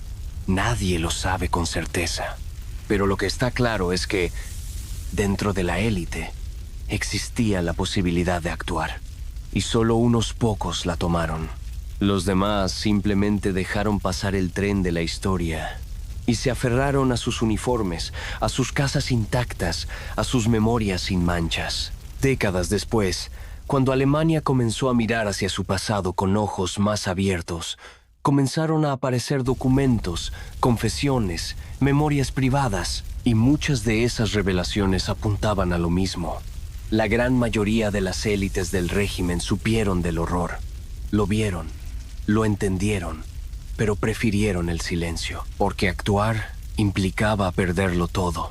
Y entonces, lo de Stauffenberg y los suyos adquiere un brillo distinto, no de gloria, sino de lucidez, porque vieron el abismo y no miraron hacia otro lado. Después del 20 de julio de 1944, el Reich entró en una etapa de paranoia total. Ya no bastaba con obedecer. Había que demostrar fervor, compromiso absoluto, lealtad sin fisuras. Cada rostro era examinado, cada gesto analizado, y dentro de las altas esferas, donde la traición se había incubado como un virus silencioso, el ambiente se volvió irrespirable. Los oficiales de alto rango, muchos de ellos aristócratas o técnicos del régimen, empezaron a mirarse con desconfianza. El complot de Valquiria no solo había fallado, sino que había expuesto algo insoportable, que los cimientos del régimen no eran tan sólidos como se creía, que incluso entre los mejores, los más brillantes, los más integrados, había dudas, había grietas. Y eso era más peligroso que cualquier ofensiva militar aliada. En este nuevo clima de sospecha, muchos de los que se habían mantenido neutrales o ambiguos decidieron volverse más nazis que nunca.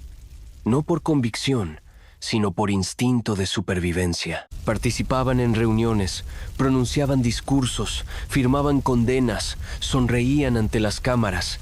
Era una coreografía desesperada, una danza de máscaras que ocultaba. Debajo, una única certeza: el régimen se tambaleaba. Y mientras eso ocurría, en las zonas rurales, en los pueblos, en las ciudades bombardeadas, las noticias sobre el atentado llegaban fragmentadas, confusas, manipuladas. La mayoría de los alemanes no supieron de inmediato quién había sido Stauffenberg, ni qué había intentado. Solo supieron que alguien había querido matar al Führer y que había fallado. Pero con el paso de los días, semanas y meses, los rumores crecieron. Algunas familias escuchaban en secreto radios extranjeras, leían panfletos escondidos, hablaban en voz baja con familiares del frente. Y así, lentamente, empezó a perfilarse una imagen distinta. La de una élite dentro de la élite que había decidido decir basta. Esa élite era muy distinta a la que aparecía en los retratos oficiales. No eran caricaturas de nobleza decadente. Eran hombres formados en filosofía, en historia, en estrategia militar. Muchos venían de familias antiguas, ligadas a la tradición prusiana del servicio público. Para ellos, la patria no era un concepto vacío, era un compromiso. Y cuando ese compromiso fue traicionado por la barbarie, decidieron actuar. Incluso si eso significaba destruir sus propios privilegios. Y eso fue, tal vez, lo más revolucionario del atentado. que no vino desde abajo, vino desde dentro, desde la cúspide, desde quienes, en teoría, no tenían por qué arriesgar nada, porque los conspiradores no eran víctimas del sistema, eran parte del sistema. Lo conocían, lo entendían, lo habitaban, y sin embargo, decidieron ponerle una bomba en el corazón. Eso los convirtió en traidores para unos, en mártires para otros, pero sobre todo, los convirtió en anomalías históricas, figuras que no encajaban del todo en los relatos fáciles. No eran ni completamente buenos ni completamente malos. Eran simplemente conscientes. Y en tiempos de obediencia ciega, la conciencia es el acto más radical. Cuando la guerra terminó, el mundo no estaba preparado para rendirles homenaje. Había demasiadas heridas abiertas, demasiadas verdades incómodas. Además, los vencedores, los aliados, veían con desconfianza a cualquier militar alemán, incluso a los que habían intentado asesinar a Hitler. El contexto no permitía matices, pero el tiempo sí.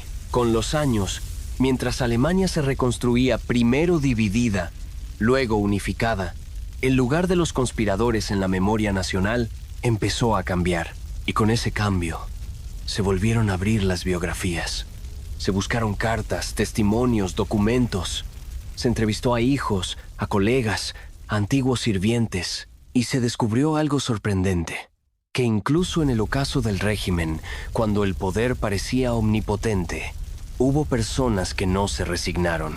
Y esa resistencia no fue solo militar, fue cultural, fue espiritual. Fue una negativa radical a aceptar que el fin justificaba los medios, que el crimen podía ser tolerado si venía acompañado de orden, que el miedo era excusa para la obediencia. Esa negativa se expresó en forma de bomba, sí, pero también en forma de palabra escrita, de mirada firme, de acto silencioso. Mientras tanto, muchos de los que no actuaron, de los que se acomodaron, de los que callaron, vivieron largas vidas. Algunos murieron en paz, otros reconstruyeron sus carreras. Algunos incluso publicaron memorias donde se retrataban como víctimas de un régimen del que formaron parte activamente.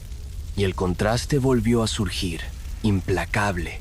Los que murieron por actuar, olvidados. Los que sobrevivieron por callar, celebrados. Solo mucho después empezó a invertirse ese balance. Hoy, caminar por las calles que llevan el nombre de Stauffenberg, visitar los monumentos a Tresckow o leer las biografías de Beck es también un acto de reparación, porque durante mucho tiempo la historia oficial prefirió las figuras limpias, sin fisuras. Pero Valkyria no ofrece eso, ofrece otra cosa.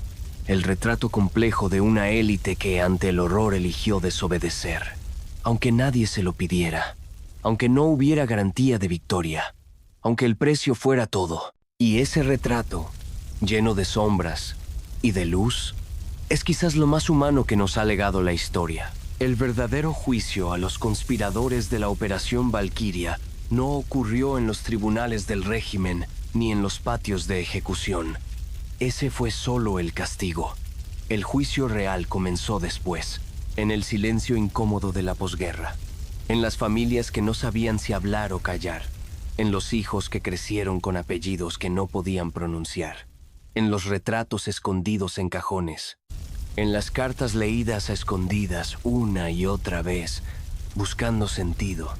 Porque lo que dejó Valkyria no fue solo un intento fallido de asesinato político. Fue una grieta en la narrativa dominante, una interrupción, un gesto que desmentía la idea de que todos obedecieron, de que no había opción, de que nadie sabía. Ellos sabían y actuaron. Por eso, su existencia obliga a una relectura profunda de toda la historia alemana del siglo XX. Obliga a matizar, a dudar, a revisar los absolutos. Y eso, para una sociedad que necesitaba reconstruirse, fue difícil de aceptar. Durante mucho tiempo los nombres de los conspiradores fueron tratados con distancia. No eran mencionados en las escuelas. No se erigieron estatuas. No hubo calles con sus nombres. Eran incómodos porque desafiaban la narrativa de que el pueblo alemán fue simplemente una víctima de Hitler. Al contrario, ellos demostraban que había alternativas, que era posible decir no, que, aunque con un coste inmenso, la resistencia era posible. Y eso obligaba a una pregunta dolorosa. ¿Por qué no fueron más?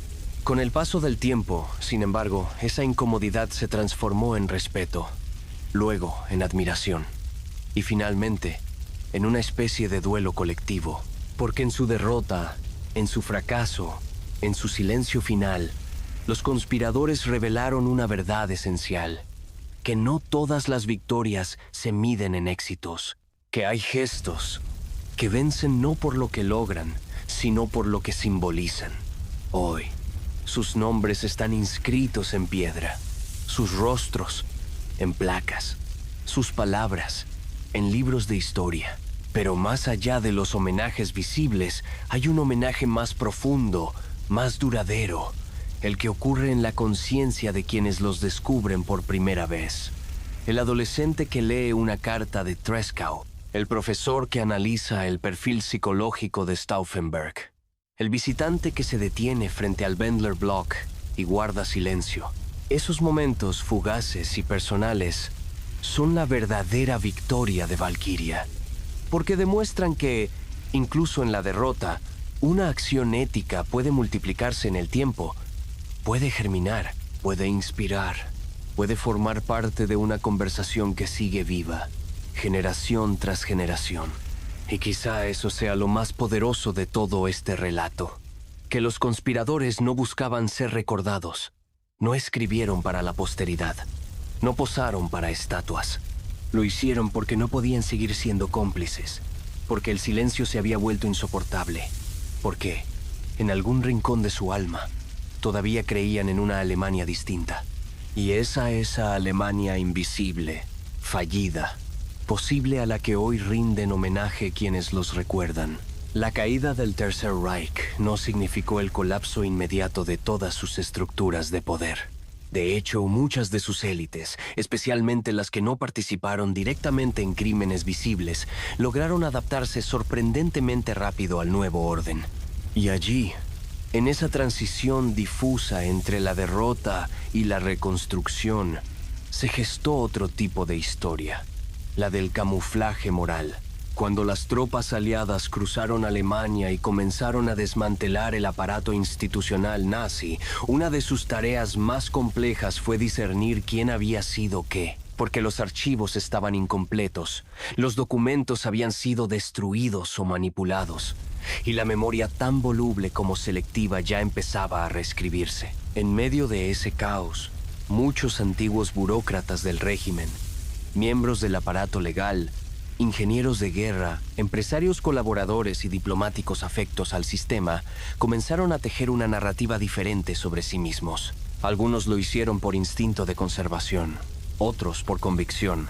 El caso es que la mayoría se presentó no como parte activa del régimen, sino como víctimas colaterales de una maquinaria de poder que los superaba. Decían haber obedecido órdenes, haber hecho lo que podían, haber evitado lo peor desde dentro. Y en algunos casos, lograron convencer. Porque el mundo tenía prisa por reconstruirse, por avanzar, por olvidar lo insoportable. Y fue así como muchos de los salones del poder cambiaron de bandera, pero no de ocupantes. Arquitectos del Reich trabajaron luego en proyectos para la República Federal. Empresarios que se beneficiaron de la esclavitud forzada financiaron campañas democráticas. Algunos oficiales pasaron a ser expertos en estrategia de la OTAN. Se cambiaron los uniformes, se cambiaron los logos, pero en muchas ocasiones no se cambiaron las conciencias. Mientras tanto, los familiares de los conspiradores de Valkyria seguían pagando el precio del fracaso. No fueron recibidos como héroes, no se les ofrecieron cargos ni homenajes. Durante mucho tiempo, incluso en la Alemania democrática, sus nombres eran pronunciados con cautela, porque el trauma del régimen seguía fresco, y todo lo que oliera a ejército, a aristocracia o a jerarquía era sospechoso. El gesto de rebelión fue interpretado por algunos como demasiado tarde, por otros como insuficiente, por otros incluso como una traición a la autoridad. Ese juicio ambiguo condenó a los descendientes de los conspiradores a un limbo histórico. No eran del todo mártires, no eran del todo redimidos, eran simplemente incómodos. Sin embargo, con el tiempo esta incomodidad se convirtió en fuerza. Algunos hijos y nietos de los implicados comenzaron a escribir, a hablar, a dar conferencias. Rompieron el silencio y al hacerlo, abrieron una nueva etapa, la de la memoria crítica, porque no buscaban glorificar a sus padres, sino entenderlos. No buscaban justificar nada, sino ofrecer contexto. Y en ese gesto, profundamente honesto, comenzaron a redibujar el lugar de Valkyria en la historia alemana. Pero el contraste seguía siendo brutal. Mientras muchas figuras cercanas al régimen reconstruyeron sus biografías y recuperaron prestigio, los que intentaron destruir ese régimen fueron rehabilitados a cuentagotas, entre dudas, silencios y omisiones. Y eso nos lleva a una conclusión difícil, que la historia no siempre premia la valentía. A veces, premia la conveniencia, la astucia, la capacidad de adaptación. Pero por eso mismo, el gesto de los conspiradores brilla con más fuerza, porque sabían que no serían premiados, que no habría estatuas, que no habría perdón inmediato. Actuaron sin redención garantizada. Actuaron porque no podían no hacerlo. Esa es, quizá, la forma más pura de ética, la que no espera recompensa. A veces, lo que no ocurre también deja huellas. Y en el caso de la Operación Valkyria, el hecho de que fracasara no la despojó de significado, lo multiplicó, porque en ese fracaso vive una pregunta que atraviesa generaciones, un espejo que aún hoy incomoda a quienes lo miran de frente. ¿Qué harías tú si supieras lo que ellos supieron? Si vieras lo que ellos vieron, ¿te atreverías a actuar, aún sabiendo que vas a fallar?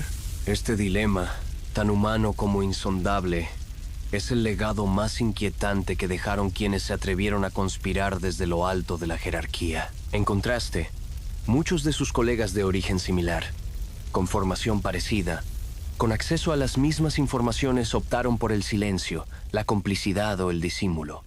Algunos por miedo, otros por conveniencia, algunos por lealtad fanática, otros por pura inercia. Pero la historia, con el tiempo, termina revelando las grietas, y en esas grietas aparecen verdades parciales, incómodas, muchas veces ocultas por décadas. Sabemos hoy que varios altos cargos del régimen tenían pleno conocimiento de las atrocidades que se estaban cometiendo. Sabemos que algunos se beneficiaron directamente del expolio de poblaciones enteras, del trabajo esclavo, de la economía de guerra. Sabemos que muchas fortunas actuales, respetadas, comenzaron entre las ruinas humeantes de la Europa ocupada. Y también sabemos que cuando el Reich cayó, muchos de esos responsables simplemente cambiaron de traje, de lengua, de bandera, pero no de convicciones.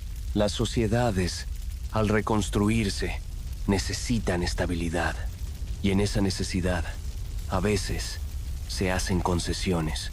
Se acepta a los expertos, aunque tengan pasados turbios. Se recibe a los antiguos burócratas si prometen fidelidad al nuevo orden. Se olvida selectivamente con la esperanza de avanzar. Pero olvidar no es lo mismo que sanar. Y aquí es donde el contraste con los conspiradores se vuelve más punzante. Porque ellos no pidieron nada. No esperaron el momento perfecto. No diseñaron su gesto como una inversión moral de largo plazo. Actuaron cuando todo indicaba que era inútil, que el régimen era invulnerable, que el terror lo impregnaba todo. Pero aún así, lo hicieron. Con nombre y apellido, con la conciencia clara, con la certeza de que el precio sería final. Y esa diferencia, mínima y gigantesca, es la que define su lugar en la historia. Hoy, en Alemania, los apellidos de los conspiradores figuran en placas discretas, en instituciones educativas, en pequeños homenajes, pero en muchas partes del mundo aún son nombres apenas conocidos, mencionados de paso, como si fueran actores secundarios en una historia que los necesitó desesperadamente. Y sin embargo, si uno mira más de cerca, si se adentra en sus cartas, en sus biografías, en sus últimos días, descubre algo estremecedor. No actuaron por ambición, ni por odio, ni siquiera por un deseo de venganza. Lo hicieron por vergüenza, por dignidad, por no poder seguir siendo parte de algo que había dejado de tener alma. En un mundo donde tantas veces la historia la escriben los que sobreviven, ellos escribieron la suya con la tinta de la renuncia. Y ese acto, profundamente silencioso, profundamente lúcido, sigue resonando. En las universidades donde se enseña ética, en los seminarios donde se debate la obediencia, en los movimientos sociales que alzan la voz frente a la injusticia, en cada persona que, frente a un poder injusto, recuerda que alguien una vez, no tan lejos, se atrevió a decir no, y eso los convierte en faros, no porque sean perfectos, no porque acertaran en todo, sino porque, en un mundo de sombras, eligieron encender una pequeña luz, una que no alcanzó a iluminar su tiempo, pero que quizá, solo quizá, alumbra aún el nuestro. Tal vez lo más inquietante de la historia no sea lo que ocurrió, sino lo que pudo haber ocurrido. La Operación Valquiria es precisamente eso. Una bisagra que no giró, una puerta que no se abrió, un hilo de realidad alterna que se rompió antes de entrelazarse con el destino del mundo. Pensar en ella es, inevitablemente, pensar en un «y sí», que permanece suspendido sobre nuestras cabezas como una nube quieta. ¿Y si la bomba hubiera matado a Hitler? ¿Y si el golpe de Estado hubiera triunfado? ¿Y si los aliados hubieran encontrado en Berlín no un búnker calcinado, sino un nuevo gobierno pidiendo negociar la paz? Pero la historia no se escribe con hipótesis, se escribe con actos. Y los de Valquiria, aunque fallidos, fueron profundamente humanos, profundamente valientes, profundamente necesarios. No se trató de una jugada desesperada para salvar el pellejo, ni de una rebelión de último minuto. Fue un intento real, estructurado, complejo, de devolverle a Alemania su rostro humano. Fue la afirmación de que incluso dentro del horror más absoluto, existen zonas de conciencia, que no todo estaba perdido, que entre las ruinas del fanatismo aún quedaban fragmentos de honor, de ética, de coraje civil, y tal vez eso sea lo que más duele.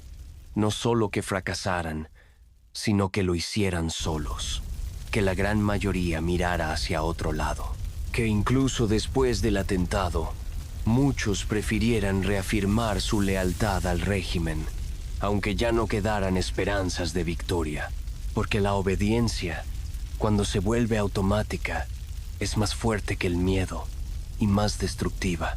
Hoy, casi un siglo después, seguimos mirando hacia esos días con una mezcla de asombro, tristeza y reverencia. No por lo que se logró, sino por lo que se intentó.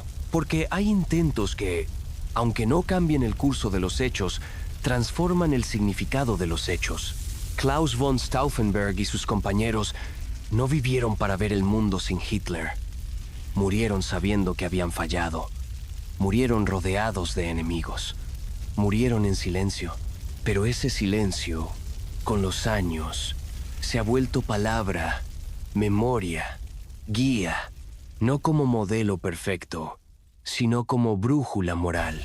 Y esa brújula, en tiempos inciertos, sigue siendo vital, porque seguimos enfrentando formas nuevas y a veces muy antiguas de fanatismo, de obediencia ciega, de manipulación colectiva.